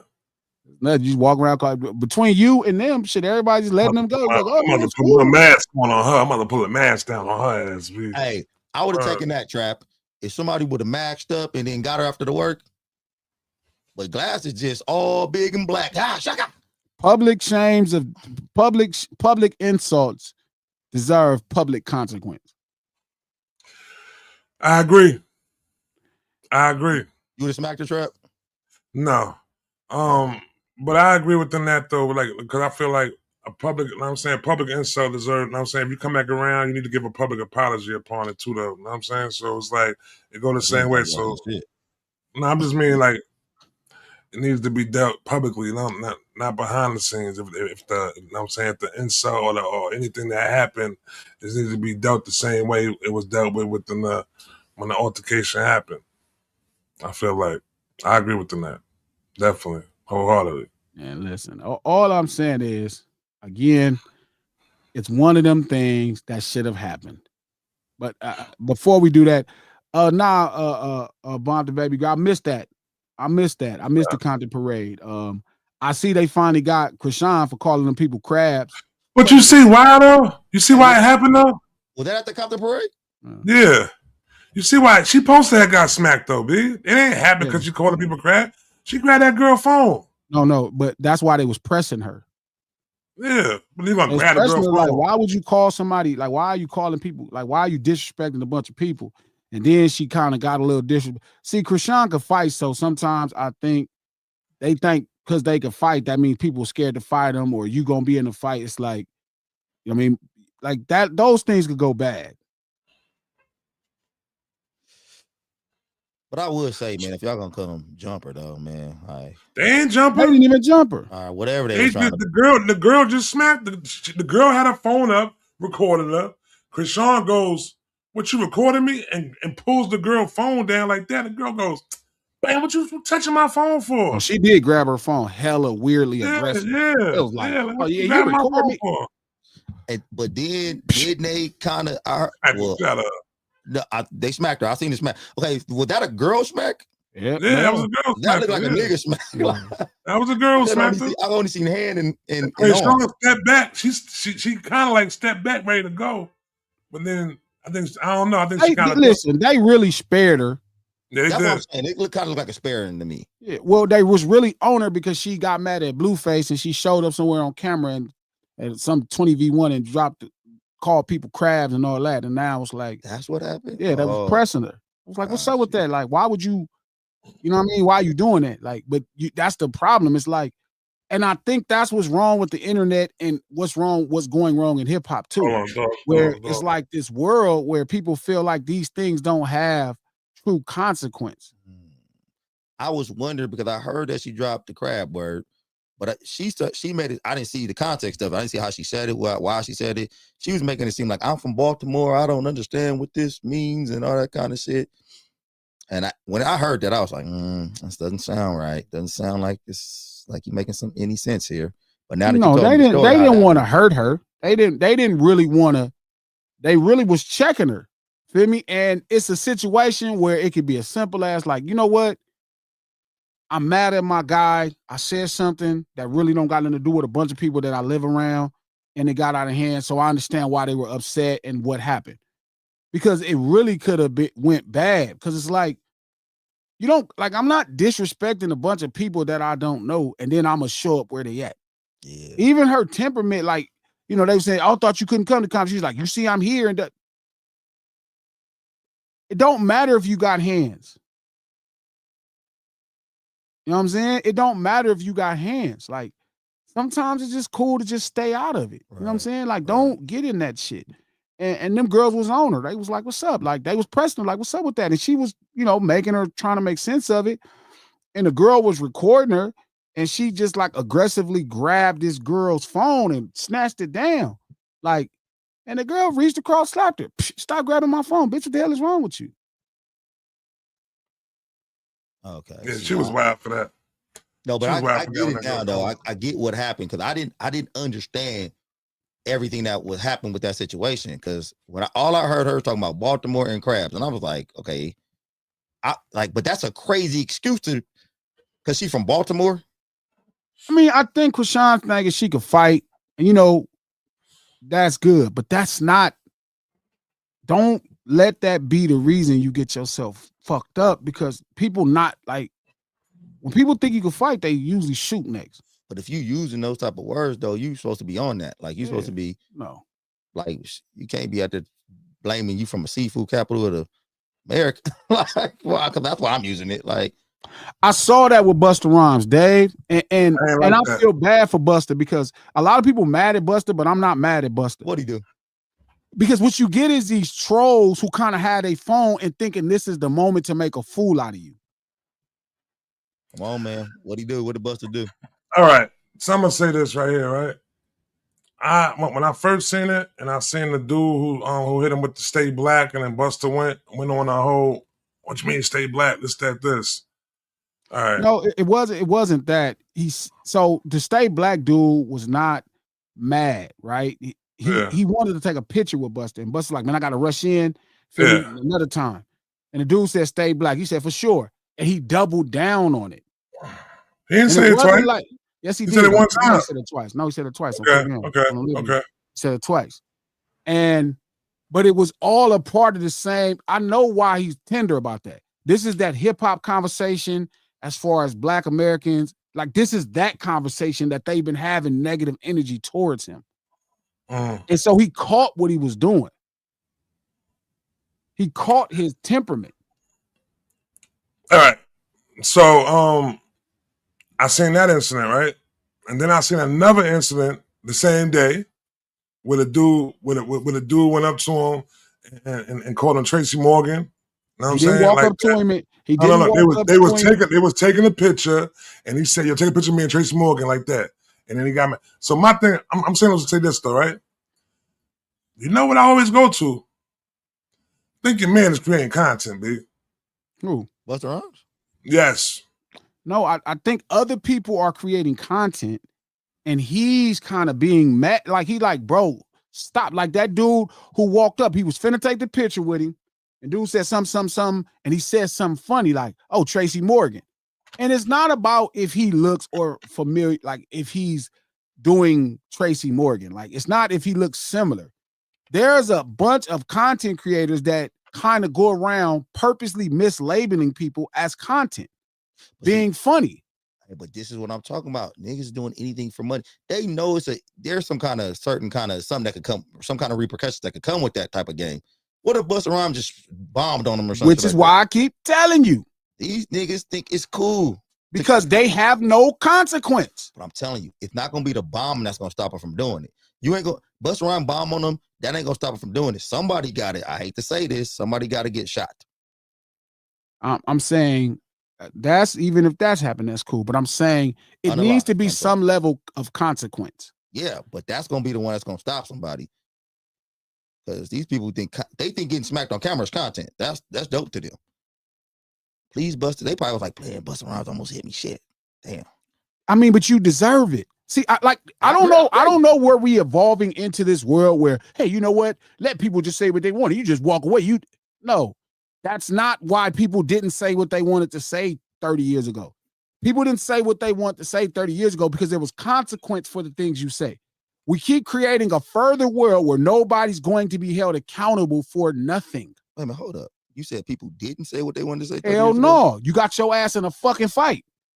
When we grew up, we didn't just go walk around and say what we want to say to motherfuckers because you knew what it came with. You came with it. Even if you thought a nigga was a bitch, you knew it was going to be a fight, so you was ready to fight. Right now, you got people like Chuck brought Neon to Compton, right? And he had him with him in the Compton parade. He should have let Neon get punched in the face once or twice and then stopped it. Even though he brought him. But what's happening is we sacrificing the unit of ourselves for a single divine power. Like, I'll have you here and nobody gonna do nothing. That's not the right solution. That's the wrong. I'm starting to realize in hip hop, that's the wrong way to do it. We our power, hip hop comes as a core group of us. It's the fact we survived a place that holds you accountable for behavior. Like they're not the law, not the police. Everybody holds you accountable for behavior. Right? Right. So when you kind of allow people to excuse themselves and you protect them from accountability, this is what I was on AD and them about. With ACT. Like, I don't have a disdain for ACT. Like, I'm one of the few people that don't have a disdain for ACT. But I also think ACT should be held accountable for what he says, and then that would be fine if he's saying the stuff he's saying. When you say held accountable, what does that mean? For ACT? So when they was in New Jersey and they was doing a live event with him, and the dudes from New Jersey was finna get on, ACT, and then AD and Pun kind of got in front of him. So then it became a street problem against some street dudes versus the person that they had the real energy to. So you think they should have just kind of let ACT out there to get what he's supposed to get? Sure, just don't let him die. Or maybe he wins. Maybe ACT those hands and he kick ass. I don't know, but you should be held accountable. I think you know. No, I don't, because I don't know. ACT might got hands. Who the fuck knows? Like, nigga get out there, ACT be dancing on niggas and all that, and uppercuts niggas. ACT gonna fall up like a damn turkey at Thanksgiving, bitch. Man, he gonna be balled up. Guess what? Even the people with hands that grew up, Coach, where we grew up at, even the people with hands know. Even you, Coach, you can fight. You don't just walk around calling people whatever you want to because you don't feel like getting in a fight today. No, yeah. I mean, that's accurate. I'm not trying to fight nobody. So I'm not calling nobody nothing. So that's true. But and I agree with you. I do agree that back in the day, 30 years ago, we understood that if you said some bullshit, you had to stand on it. And nowadays, but are we in a world to where nowadays, if somebody does stand on what they say, if somebody says some shit to them, that's kind of what they want? They kind of feeding into what a person wants? No, because they ain't got, show me where the ass whooping they got, and it was like, man, I want some more of that. People don't think nothing could happen to them now. That's why they don't go where people are at. Didn't Charleston White just get attacked not too long ago? Again? Nah, they don't get up on him. Because every time they ran up on him, then he sprayed the mace one time. I seen something. I don't know if it was recent. I don't be knowing when the time steps on this shit. But I saw when he was on the stage not too long ago. Some people ran. Oh yeah, dude rushed him on the stage, and they really got him that time. Like they really put. But I promise you, he's gonna be out there talking reckless next week. I think he got his security team up so much though. Now. All the security team is very feeble, man. No, none of them do. All the racist shit that Neon said, somebody should have hit him in his mouth. Yeah. No, I agree with you on Neon. And Chuck should have made sure that happens. Don't just bring him over here and allow him to come through one of the backest places on the West Coast and don't have no accountability for the sake of marketing. Don't just have him come through here and get love because you game and then you let him get fucked up. That's part of being game too. Part of being game and part of being a lead figure on the West is also making sure people get held accountability, not checked, especially somebody that got a 9 minutes worth of shit they saying horrible about black people. And you are one of the blackest places on the West. Like I always tell Flacco that, Flock, you keep talking, I'm gonna let these niggas beat your ass. You gonna have to fight as soon as they see you. Because you can't just talk about people and don't be held accountable. At least if you gonna talk shit, you should know it come with a fight. G, I'm gonna be honest with you. I'm so confused in the world we live in right now because I used to think that pain was a universal teaching method. I used to think that, but now I'm just confused. I don't know where these kids' head is at anymore. I don't know if that works on them anymore. Like I don't know if he gets beat up in Compton and he doesn't become a bigger celebrity. Stop saying that. I'm just saying because. But stop saying that. But it's not. Coach, stop saying that. Okay. Stop creating this place. Stop creating this place. You're not going to change anything. What you need to change is you need to change your mentality, and black people need to change their mentality. Every time somebody uses the N-word, somebody should slap the shit out of them. Stop thinking you're going to solve the problem by being anything but assertive. You can't outsmart racism.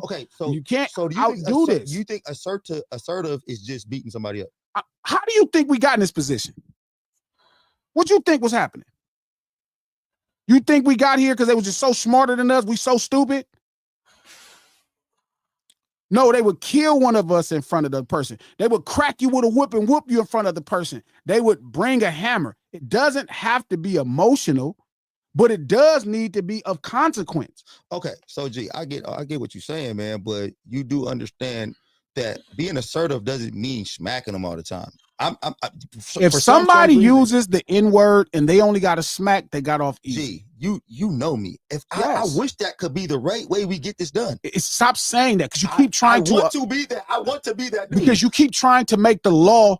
We just had this whole conversation. I'm not even talking about the law. Okay, fuck the law. Okay, so then show me people. So like show me people who've been slapped 13 times for using the N-words and they keep saying it. 13 times? Sure, they keep getting slapped. Well, I don't know anybody got slapped 13 times. Because you say stop saying the N-word. I don't even know that many niggas got smacked one time for saying the N-word. So, I know people who got smacked for saying the N-word. I don't know them. But all I'm saying is a woman just said the N-word and she got paid 300 G's for saying the N-word. Over. Yeah, I'm saying it. But then I can kind of see what Glass is saying though. You know what I'm saying? So she said the N-word getting paid $300,000 and walks away with no repercussions on this shit though, then, B. You know what I'm saying? So now if she would have got smacked, then got the $300K, like at least she earned it then. You know what I'm saying? Okay, so Trap, that's my thing. She wouldn't have got $300K if she got smacked with it. She would have got $2 million probably at the end of the day. Stop counting other people's money. Because this is not about money. This has been a year. These people hanging us, fucking us over 300-400 years. You keep talking about money. They're gonna always have access to money. I get you mad. They created it, Coach. It's not mad. It's not mad because you're angry. You're not mad. You're not mad. But you're very angry. You're not mad. I want you to stop doing what you're doing. This is not an argumentative point. I'm not arguing. You arguing. We building. This is what you say. We building. But I'm saying, but all I'm saying is I've seen enough of this shit to understand, because you always say it's not about money. That's what you've been saying right now. But you know that if a motherfucker gets paid for doing a certain shit, they're gonna go back to it. No, they're not. Why do you think that they're gonna? Because I watched enough people get slapped in the face and stop using the same. Because I watched enough people get smacked in the face for not saying shit. Because that's the way we was raised. We got smacked in the face for not saying shit. This is a simple solution. Why do you think white people like us? Why do you think white people get like what? I've seen white people get abused and then kill their parents later on. Like white people are strange birds. So I'm just saying, like, he think you gonna smack a white person and then they get paid and then they gonna stop now. Like, all right, we got paid for this. We got paid. I got paid $2 million. I ain't never gonna use an N-word again. Why do you think that? Okay, so Glasses, let me ask you a question.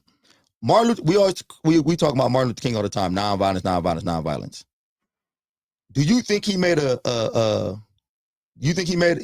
dent in what was going on with black people in America? What do you mean made a dent? Like I'm saying, do you think that he helped some change occur? He said it was a nightmare. He said his dream was a nightmare. I ain't what I asked you. I'm asking you, no. So Martin Luther King did nothing for us? Okay, I got you. It's not. No. I'm straight. You said enough. It's not about did he do something for us? So you said no. Because you're asking a question. You saying no because you just want to be right now.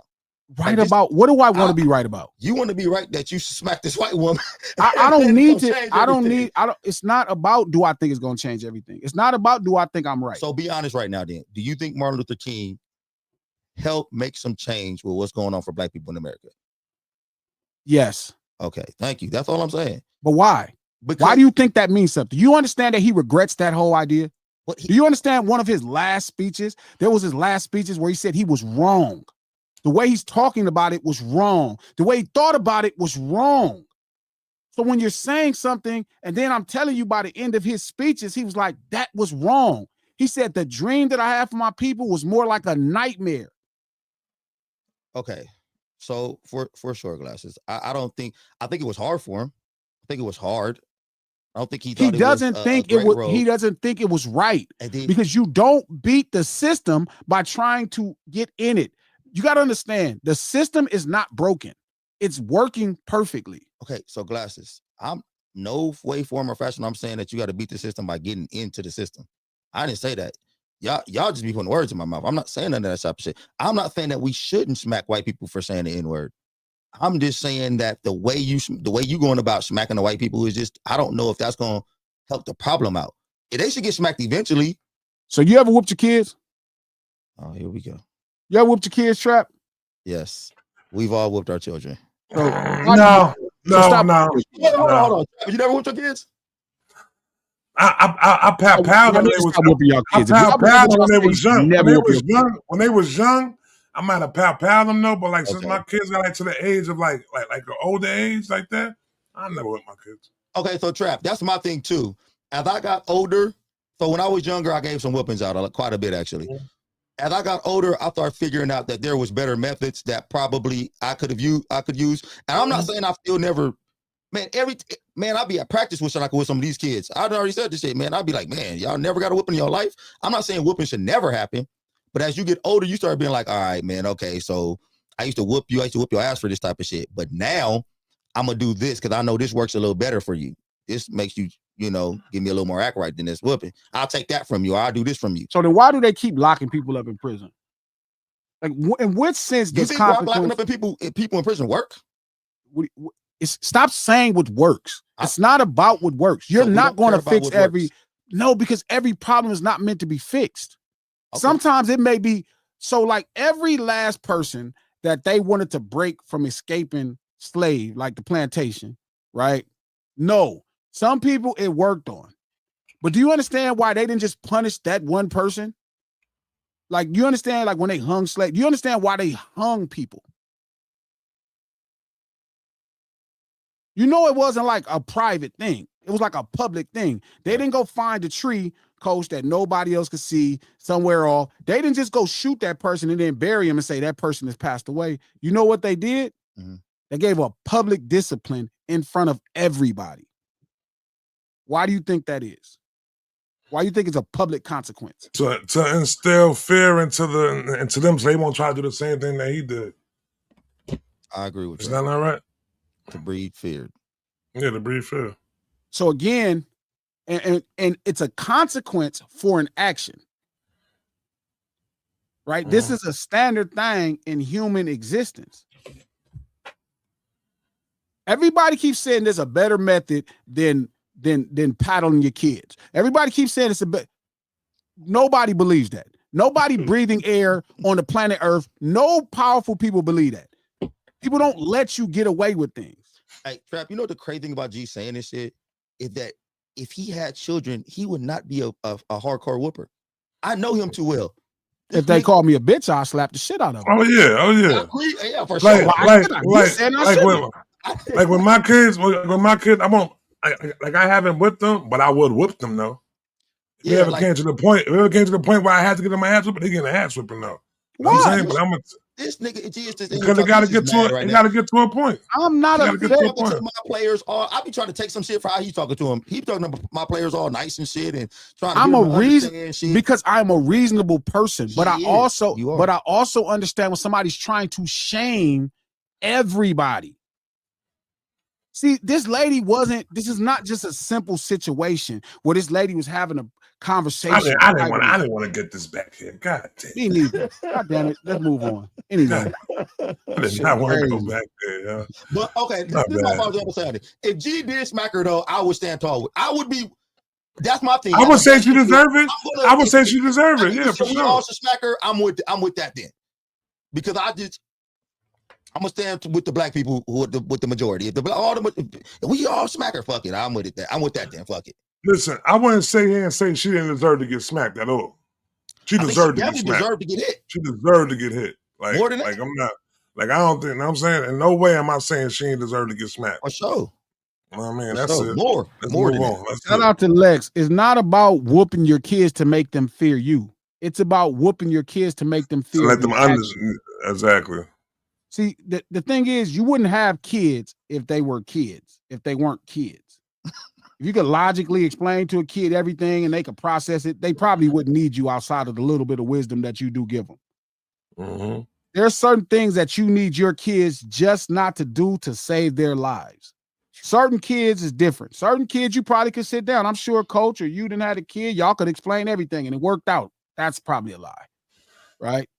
Because I'm sure that even the smartest ones probably were still fucking kids, right? And then you have kids that sometimes when I say no, that's enough. You may not have the intellectual capacity to understand why this is not a great choice. So let me whoop your ass so you don't do it again and you fear that. Because Lord knows without this ass whooping, what you fear would be way worse. No, I'm gonna tell you what my mom told me, bro, when I was younger. She told me when I'm talking about like 7, 8, 9 years old. She told me when you go to school, she's like, I don't want you to fight, but if you do fight, the first time you get into a fight, beat him up bad, unrecognizable. Like, why she didn't just tell you to go to the principal? That's not how we do. She told me to destroy the person. She said beat him down. She said because that would help you in the long run going on to not have so many fights. And that's how I do my kids when I got older. Why would that help you? Why would that have to whoop them when they get older? Why would that help you not to have other fights? Because they seen what I did to this person. I'm saying. So you think so. And that's what I'm trying to get you to understand, G. So you think a smack is going to, you think that was enough to make that person change their mind? No, it may not change. It may not change that one person's mind. But if you smack somebody just like, listen. My mom didn't say smack him. Listen. She said grind him up into mincemeat. I'm sure, right? I'm sure Nat Turner saw people being hung. Some people it ain't finna break. That's true. Facts. You know how many niggas didn't run away? That's facts. Because they saw somebody getting hung. Look, I don't want none of that. So maybe that Nat Turner, it didn't change that. You know, I don't even want to talk about what they did to Nat Turner. You don't even want to know what they did to Nat Turner. You thought it was just like a regular jail sentence, prison, and that's it? No. This is a standard in human things. Sometimes everything about your kids is not meant to explain. All the parents pushing that dumb ass white people shit can kiss my ass. That's why them white people kids fucked up. You are supposed to try to explain to your kids, but your kids may not understand. They may not understand because they fucking kids. If they could understand, they wouldn't need you. So sometimes they need to just listen to you because I know better. I may not have time to explain this to you, but don't do this so you don't get this. I agree. Because whatever's on the other side of this may be worse than this hand on your ass. I agree. And you know, somebody talking about I made your point, but your point was smacking. I'm not.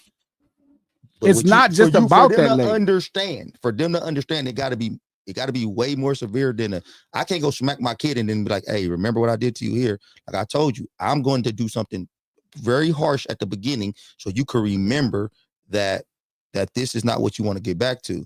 And that's why I'm trying to get y'all to understand. Smacking a white woman on camera and she gets $2 million, that's not harsh enough. Please stop saying that. That's what I'm saying. That's not gonna that ain't not gonna make nobody be like, oh, that's a lie, coach. It's a lot of people that won't get smacked for $2 million.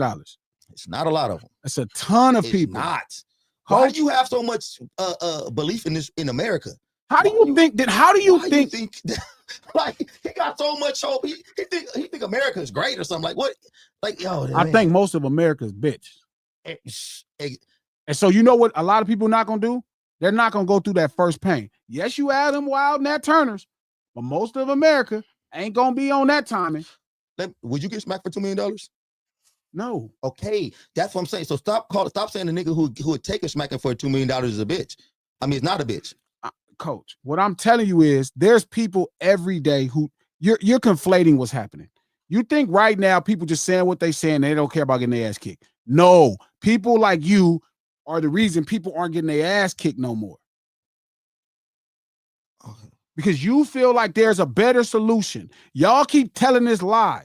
We grew up in a world that you got your ass kicked. So that's why we talk like we got some sense. Other people talk like they ain't got no sense because they ain't got. You think that lady got her ass whipped before? No. Yes. That lady nothing never happened to that lady. No. She was a crackhead. Nothing never happened to that lady. Nothing never happened to that lady. That lady been going around talking crazy to niggas. Nothing never happened to her. Trap, you on these crackheads who never got beat up? Nah, come on, man. Now. The better question is, do you think that was her first time she used the N-word? No. Fuck no. Because you know why? Nobody showed her the first time. Do y'all okay? So hey, we see online all right now how people use the N-word and somebody will bop them up. You know, they'll put hands on them. You know that's not the last time they used that word after they got beat up. I know a lot of people who changed the way they talk because they got punched in the face. No, I've never. I saw slaps and punches in the face humble so many people historically. So this is what I'm gonna say right now, dude. All I'm saying is I just don't think I don't think it's as simple as a smack. I think it got to be way worse. I'm telling you, to make somebody stop what's going on, that kind of the level you talking about, it got to be way worse than a smack, dude. A smack is not about to. It got to be something. It got to be worse. Like I said, you got to plan, plot, strategy. It got to be terrible. It got to be something that they don't want to get back to. Them get smacked and making millions off of it is not going to be good enough. You know what's not going. You could imagine what's going to happen at this point. What? Because nothing happened. She called her the N-word and they gave her $400,000 because he lost a minimum wage. I agree with you. I agree. I don't think I have a nigga party. But for some strange reason, Glasses I think nothing should happen to her. Like, you keep trying to intellectually process something that's a lot simpler. You keep trying to figure out ways to solve racism. It's a one slap at a time. I'm not trying. It's a one situation at a time. Every situation is a different timing. That lady, that white woman, one slap at a time. Slap. Is that a shirt? That's a shirt right there. One slap at a time. One slap at a time. Change your life. Right there. That is insane. One slap at a time can change your life. I think you're gonna end racism one slap at a time. One slap at a time can save the kid. I got to go to another level. But like, I'm not angry at this lady. I'm just mad. Where I'm angry is at us. She had no consequence. I'm angry when people do things like when Neon came to Compton, when Chuck brought Neon to Compton and Chuck had no consequence. And Neon had no consequence. He didn't let Neon have a consequence. Like all this negative shit this man been saying about black people, all this old shit, let him get punched on a little bit. You don't get him killed. Just get him punched on. That shit wouldn't have killed him. But you let people get away. Like my problem with social media in general is the lack of consequence. I'm just getting this is breeding. It's annoying that you guys keep saying let people get away. Why? Where am I saying let anybody get away with anything? That's never what I'm. It deserves an instant response, not a thought out plot strategy. It deserves instant. It deserves a terrible, thorough. That should start. That should start with a slap. It shouldn't. So even if you never get to step 2, 3, 4, 5, 6, 7, 8, 9, 10, it start with this. Because I need to let everybody else around the rest of the world. Yes, I may find some tough Karens like you who gonna take a slap. But it's gonna be a ton of Karens that's gonna be like, you know what? I don't want that. I'm not gonna call them people that. This is why change ain't really happening because all this instant gratification. Like, why everybody just I gotta get my hands on them now? No, man, it's not instant gratification, Coach. It's instant consequence. That's all it is. That's all it is. No, man. Coach, it should be some it gotta be so much more worse than a smack. It starts there. Like it starts there, and she recording you. Whatever stupid plan you come up with. Response to me. Smack. No, it's a start. It's a sweet response. It's how you start. It's how you start. It's crazy. It's crazy that somebody we would go shoot a motherfucker for calling us a bitch. I know niggas got their shoes stepped on and shot somebody for that shit. But a white person call you a nigga, smack is it. That's where we. I was gonna pop somebody for calling me a nigga. I had to stop my homeboy from. Listen, I went through this, and I understand why my older homie was right. No, he wasn't. No, here's a real truth. This true. I went through a situation with my older homie where he was trying to pop somebody under the bridge because somebody called him the N-word, and I stopped him because it was a bunch of people. And that nigga said it was worth going to jail, and I thought he was crazy, and I kept him out of jail. Now I regret it. You regret it? Yes. Wow, what's he doing? What's he doing with his life right now? Nothing. He's fine, but it's not that. Some of these things have to be. I thought he went to jail for something else. That's why you regretted it. Have to be for more than us. Like we have to exist for more than us. We have to exist for more than us. Like if we don't exist for more than us, it's just bad. Get to these super Yeah, chats. so Miss Thomas wants some super chat talk. Yeah, my bad, Miss Thomas. I'm sorry. Shout out to Breezy. Like, get to the super chat, nigga. You sending this money here, nigga. You got me just waiting. Shout out to Breezy. Thank you for the $5. Our tastes and preferences are shaped by our current understanding and by where we are in life at that moment. Great point. Great point. That's how I feel about that Nas shit. I really enjoyed that project. Shout out to Baseline AZ. Thank you for the $2. Former skater, you are 100% right. Man, I had homies that was like that. Baseline, them dudes was just like us. They was street and skating in places they had no business being, committing crimes. And they'll bop you upside the head with that skateboard, yeah, too. Right fast. They used to be them dudes be at school. They be just holding them the skates, and bikers was like that too. They was all street. So yes, the bikers were criminals. That's a prime example of a criminal that we don't look at as criminals. We don't care about them skating in this empty pool or somebody, a tagger, somebody putting a plaque on the side of a building. Like we don't see that as crime. That's why I'm saying, yes, the streets are crime, but that's a mainstream American perspective. That's the point of it. We don't see it as a crime. We don't care if you write a burner on the side of a building. Now, I get why the owner does, but we see it as art. Shout out to Natasha. Thank you for the 50 check dollars. Glasses, I'm sure you saw how Kendrick stopped his show to wish that beautiful 9-year-old Aboriginal little girl, Kalina, happy birthday. Man, that's really some dot shit, man. Yeah, that was dope. Yeah, I expect him to do nothing but that, man. And when I tell y'all he's such a good dude and he deserves it, man, I can't express that enough. He's an awesome guy. Shout out to Breezy. Thank you for the $2. Ab-Soul is a conscious rapper? Yeah, so no. Definitely. No. Yeah, definitely. No, he's not. He's a backpack rapper. Put him on that. He's not a conscious rapper. I'm not finna do this conscious backpack job. He has some songs that tap into the conscious shit. He's not a conscious rapper though, bro. I'm not doing this backpack conscious shit. Conscious rappers only do conscious music, man. That's what I'm saying. So you can't take him because he did a conscious song. He's a conscious rapper. That's what I'm saying. Let me put this right here. What's that? Again, this Urban 101 lecture to someone that grew up in the environment. Andy, growing up somewhere does not innately inform you on where you growing up. Like you just grew up there. Like it's a lot of Crips that don't know much about Cripping. Like they can tell you how they Crip, but they don't know about the origins.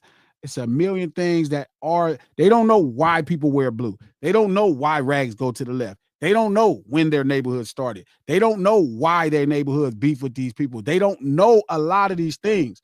So just because a lot of us grew up in street urban culture doesn't mean we understand hip hop. This is kind of one of them hardest things to accept. You really have to give as much credence. We all grew up reading books in English, but that don't mean we know the history of the English language. A lot of us grew up in Christianity. That don't mean we know the history of the Bible. That don't mean we know it. Like it cannot be this type of arrogance because somebody that took time to figure these things out and now passing information, you offended because I'm sharing the information with you. It got to be some grace for people that care to know, and then I come share it with you. Like I get it. Yes, we all grew up in said community, but that don't mean we are all abreast of why these things are happening. So again, like if you're telling me about Ohio, I'm going to listen to you, right? Like I'm telling you about hip hop because it's not just something I grew up listening to. I dedicated my existence. I sacrificed a decade plus just to understand it. So here's some information. Shout out to Natasha. Thank you for the $100. Glasses, this is why I love you so much as a white 46-year-old woman, because I don't know much about hip hop or the artists you talk about but you are teaching me and I'm learning to understand. That's the goal, to give you an understanding at a fundamental level. That's what I'm talking about, though. Trap, I was thinking that about. That's what I'm talking about right there. To say that though, Trap. That's what I'm talking about right there. But that's the goal, because just because you know it, listen, I know how to make Mexican food like Mexican people. I am not Mexican. Who told you that? Who told you not to make Mexican food like Mexican people? Did a Mexican tell you that? Did a Mexican tell you that? Yes, I've whipped up dishes from Mexican people and this tastes good. But I also learned how to make it from Mexican people that were here illegally for 30, 40 years and don't have American citizenship. But that's not the point. Like, just because you can make Italian food does not make you Italian. Just because you understand the history. I understand a lot of history about Italian food. That don't make me Italian. Like, we got to stop thinking we could get access to culture because we just, oh, yeah, I learned about it, so I am it. No, we are not. She could teach us about the Czech Republic. She could teach us about South Africa. That won't make us South African or Eastern European. Even culturally, we would have to convert our whole existence to live in it authentically to understand it. But then you know what happens? You teach them so much, right? Then a person that's not hip hop will sit there and argue about who is hip hop.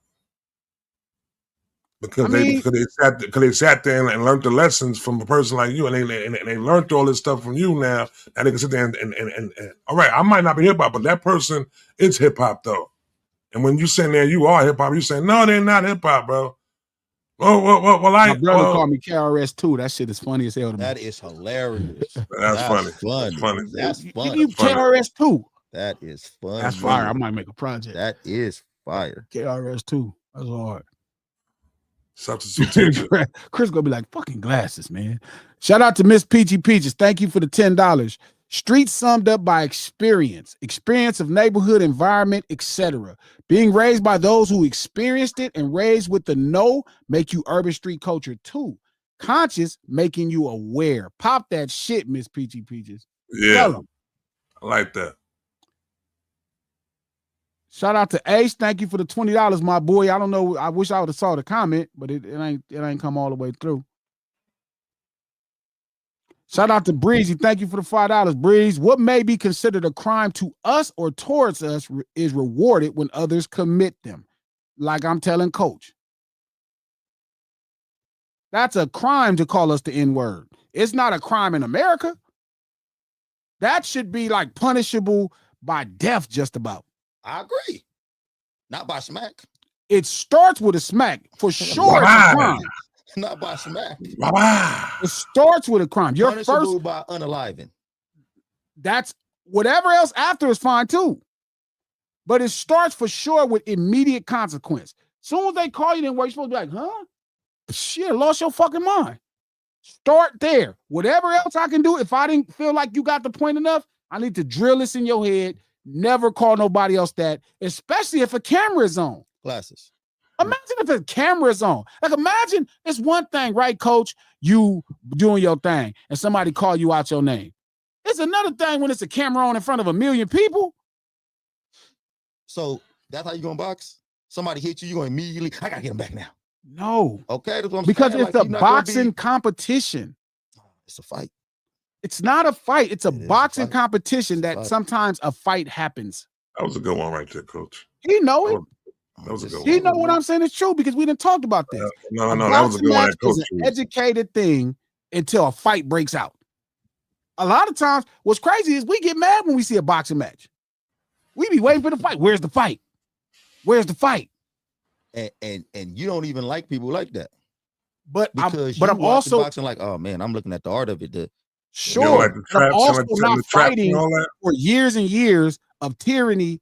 Of oppression, of mistreatment, of 1,000 things that make it what it is. Like, I wouldn't slap that Cinnabon lady for myself. So I would slap her for every white person in the world to see that you have no business using this word. I would slap her as an example for every black person in the world to how to react when they use the N-word. That's why I would slap her. I would feel like burdened by all of my ancestor that was enslaved to slap her. She deserved. Martin Luther King would smile down on me if I slap her, even though he was nonviolent. Malcolm X would be like, he would welcome me into heaven once I smacked her. That probably would get me into heaven.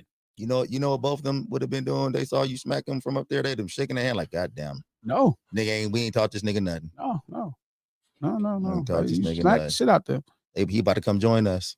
That's cool. I've been here long enough. I don't want to be here with y'all anyway. Letting white people call us the N-words and shit. Nothing happened. She got $500,000. Shout out to High Five Visions. Thank you for the $2. Tell Cinnabon lady meet G in front of the peach thing. At least I'll slap her and just go turn myself right in. She should earn that money.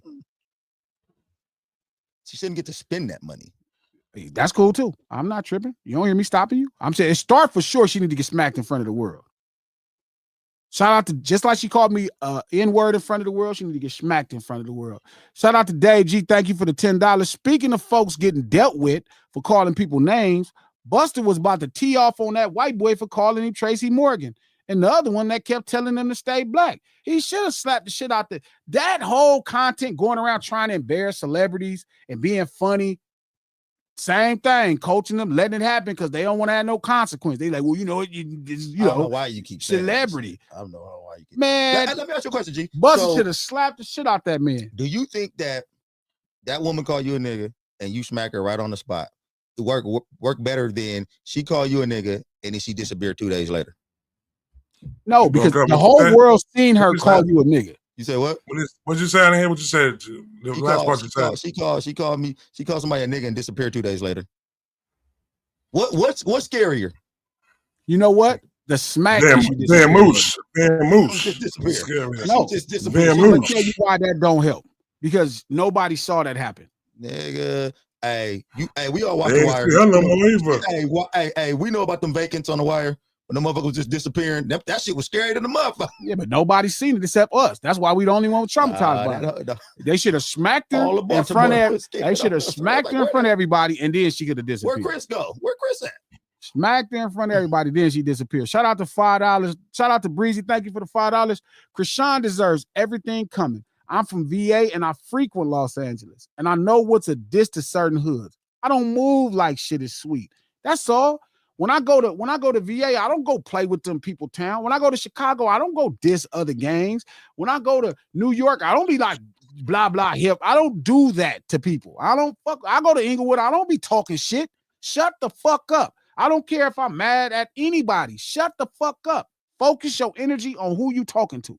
It's another thing to disrespect the whole group of people. Yeah, that's just ridiculous. She's just out of control, man. And it don't matter you got hands. You're gonna find yourself in the dirt.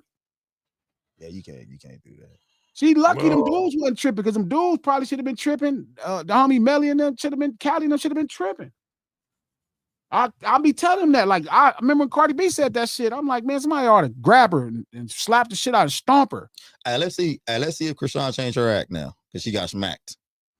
Nah, I bet you're gonna put it on even more now. Yeah, exactly. That's what I'm saying. She got smacked. I bet you. They ain't changing shit for her. She about to be the same Krishan. She got smacked publicly too. I bet you she not. I bet you it's gonna cost her a little bit more money to go out now. Hey, all she talking about right now is how she faded these bitches. They can't even do nothing. 2 or 3 of them jumped on me. I start fading these bitches and boop, boop, boop, boop. That's called embarrassment. Did they jump her after those, son? They ain't got the jump. They never jumped her. They said they'd have jumped her. Think about it. They right there in Santana. If Chris would have jumped her, they'd have been beating the dog shit out of her. Yeah. I heard she was dropping bitches. I think that's cute, but it is not true. I'm just saying that's the story now. The story is they online talking about how they couldn't. That's sad. So I bet you would nobody else go call him a crab and go to the counter parade. I bet you she don't go back next year. I mean, if that's what happened, I bet you she don't go back next year. I bet you nobody go back next year. I don't know. Every time some of these consequences happens, niggas be thinking twice. She got smacked and then want to go sit they told her to leave. She want to go sit on the bench and chilled and said, I ain't going nowhere after the smack. I bet you she don't. I bet you she don't go. I bet you she don't go back to the counter parade. But I bet you she would have called them dudes a crab and disappeared the next day. I bet you that would. I bet you that shit would have been. I bet you that shit would have been in there. I bet you she ain't calling nobody else no crab. I bet you niggas wouldn't even been ordering shit at Red Lobster. They couldn't even go to. I bet you she ain't calling nobody else no crab. And she doing all this because of what? Because she mad at her baby daddy? Yeah.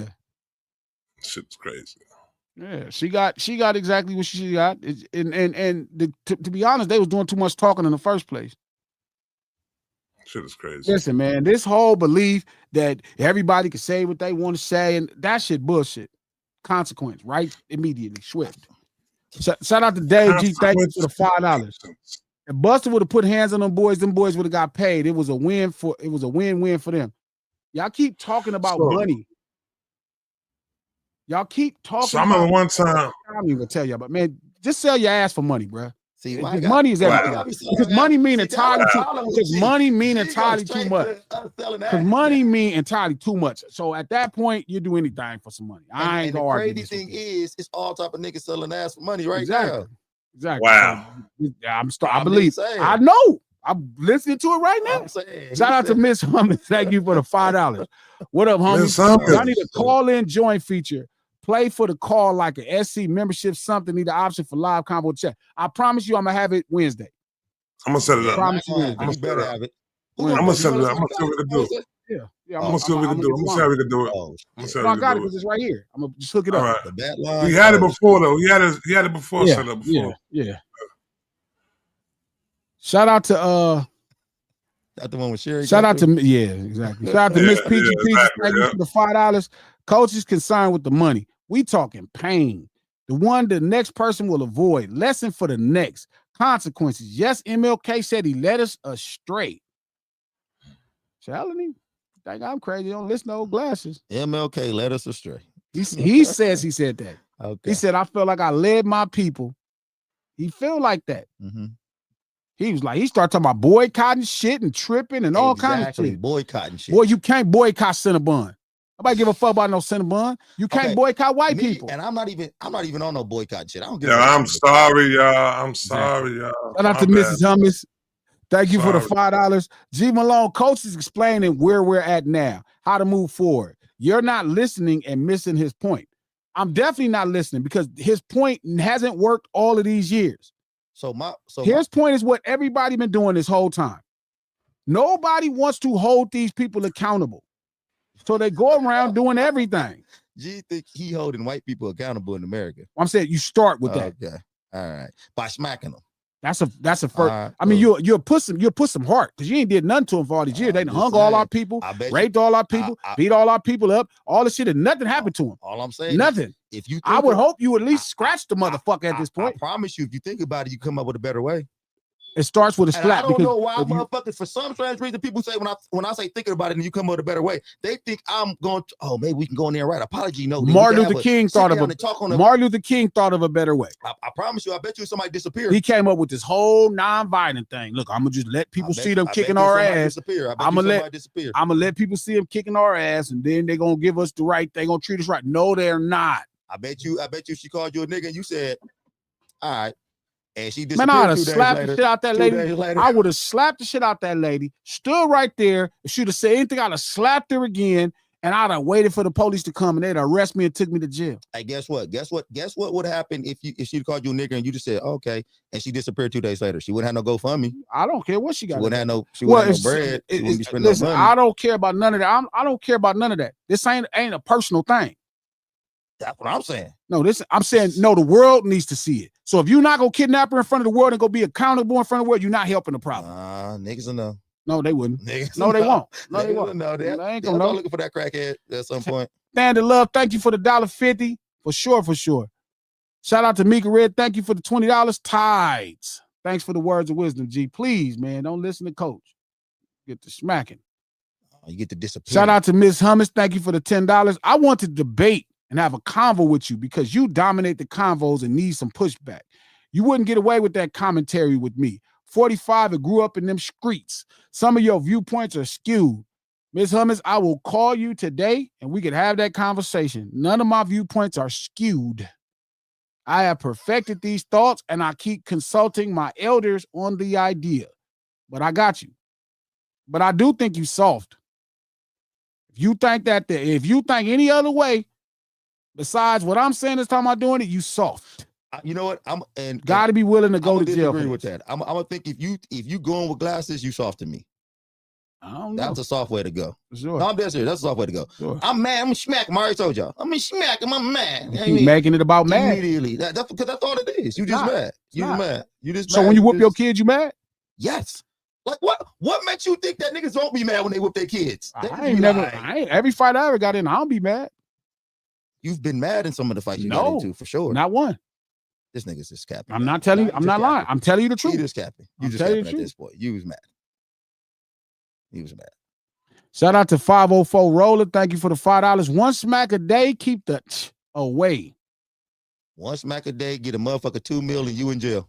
You ain't saw one motherfucker ever get $2 million for getting smacked in life. Yeah, I ain't never seen a motherfucker get $300,000 for calling somebody a nigga either. Yes, But you we have. living in Yeah, some what you strange mean? Yes, you have. We seen some strange Thomas, times. John Wayman calling niggas and never got made all this money. What you? Every motherfucking body you seen called niggas got paid. I'm talking about the way she just did it. Same way. The way she just did Same. it. They celebrate white people that don't even like niggas. The way she just did it. It's no different historically. They've been way celebrating white people that don't like did it. niggas. The president damn near don't like niggas right now. He don't like niggas. I promise we will not bring this up next episode. So let me ask you a question. You think if a black man smacked Coach, I don't want to hear Trump no right more now, of these that actions. that Trump will change his views? I'm telling you, it's not about if you slap Trump will change his views. Trump approval rating probably go up if somebody a black nigga smacking right now. Coach, stop with this shit. just saying, Stop keep thinking that you're gonna beat You the gonna system. encourage white people to You ain't say never nigga. saw them being encouraged in your life for Telling consequence. you, I bet you. How you gonna make it I up? bet you if a motherfucker Imagine the slavers saying, if you hang them, you gonna make them just think they gonna really get tough. No, they not. If you, I bet you if somebody. All I'm saying is, If you put them in jail, this gonna make them do the crime more. Every sense of accountability you thinking is gonna make them want to do something more. I'm telling you right now, one day we're gonna have a social experiment. Like trading places. Yeah, trading $1. places. We're gonna see if smacking or disappearing work better. First off, you're not going to discourage nobody unless you make them disappear publicly. If you don't do something, if you don't, no, they don't. Yes, they do. And they not gonna know why they disappeared. Yes, they do. No, they They're not. gonna be like, she was calling a nigga. Smack her in front of the 2 days ago, world. Now she gone. Smack her in front of the world and make her disappear as well. You gotta let everybody else Smack her know. in front of the world and make her disappear. Why? Because you're scared to go to Because you needed jail? that instant gratification, and now it's over. No, Now you done keep smacked her, you in keep jail. trying to You- listen, coach. I'm just saying. The reason you do what you do in front of the public is to discourage everybody else. You have to discourage other people that don't have the Why courage you to do think it. that, G? You guess what? Guess what scared me more? Y'all remember Bloody Mary? It scared Yeah. me more when I heard of the rumors, the tales of Bloody Mary. When I didn't need Bloody Mary to come see. I didn't need to see Bloody Mary stab somebody up. Them rumors of her doing it. Oh man, somebody disappeared out the bathroom. Coach, I never said her name 3 one times you in my got life. coach. Never. Coach. One thing you got to do. One thing you got to do is be willing to go to jail.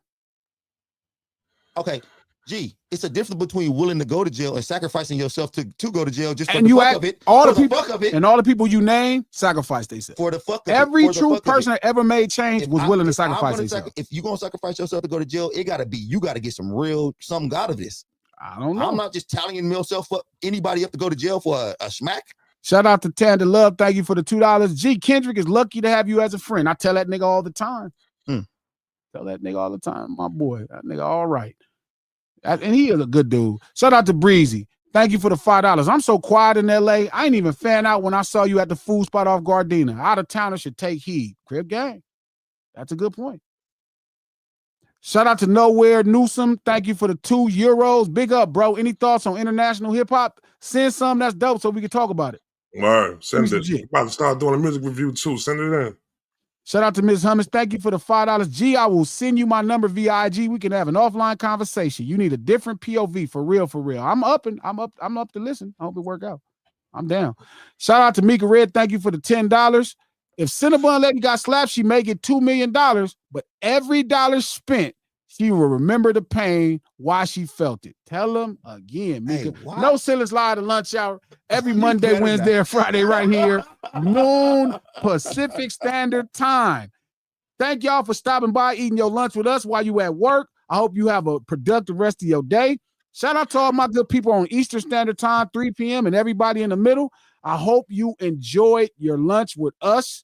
I hope you got some interesting knowledge. I hope we have some perspective. We back here Wednesday. We do this stream to support the No Ceilings podcast. The podcast is dropping tomorrow. It's going to be a great pod. Coach, when's your next game? Today. What time? 6 At home? Yeah. Today, At I'm going home. to catch it, goddamn it. 6:30. I said, yo, you got the links in the That's illegal. I don't think you're supposed to. No. Just sitting. I ask him. You're right. We do this stream to support the podcast.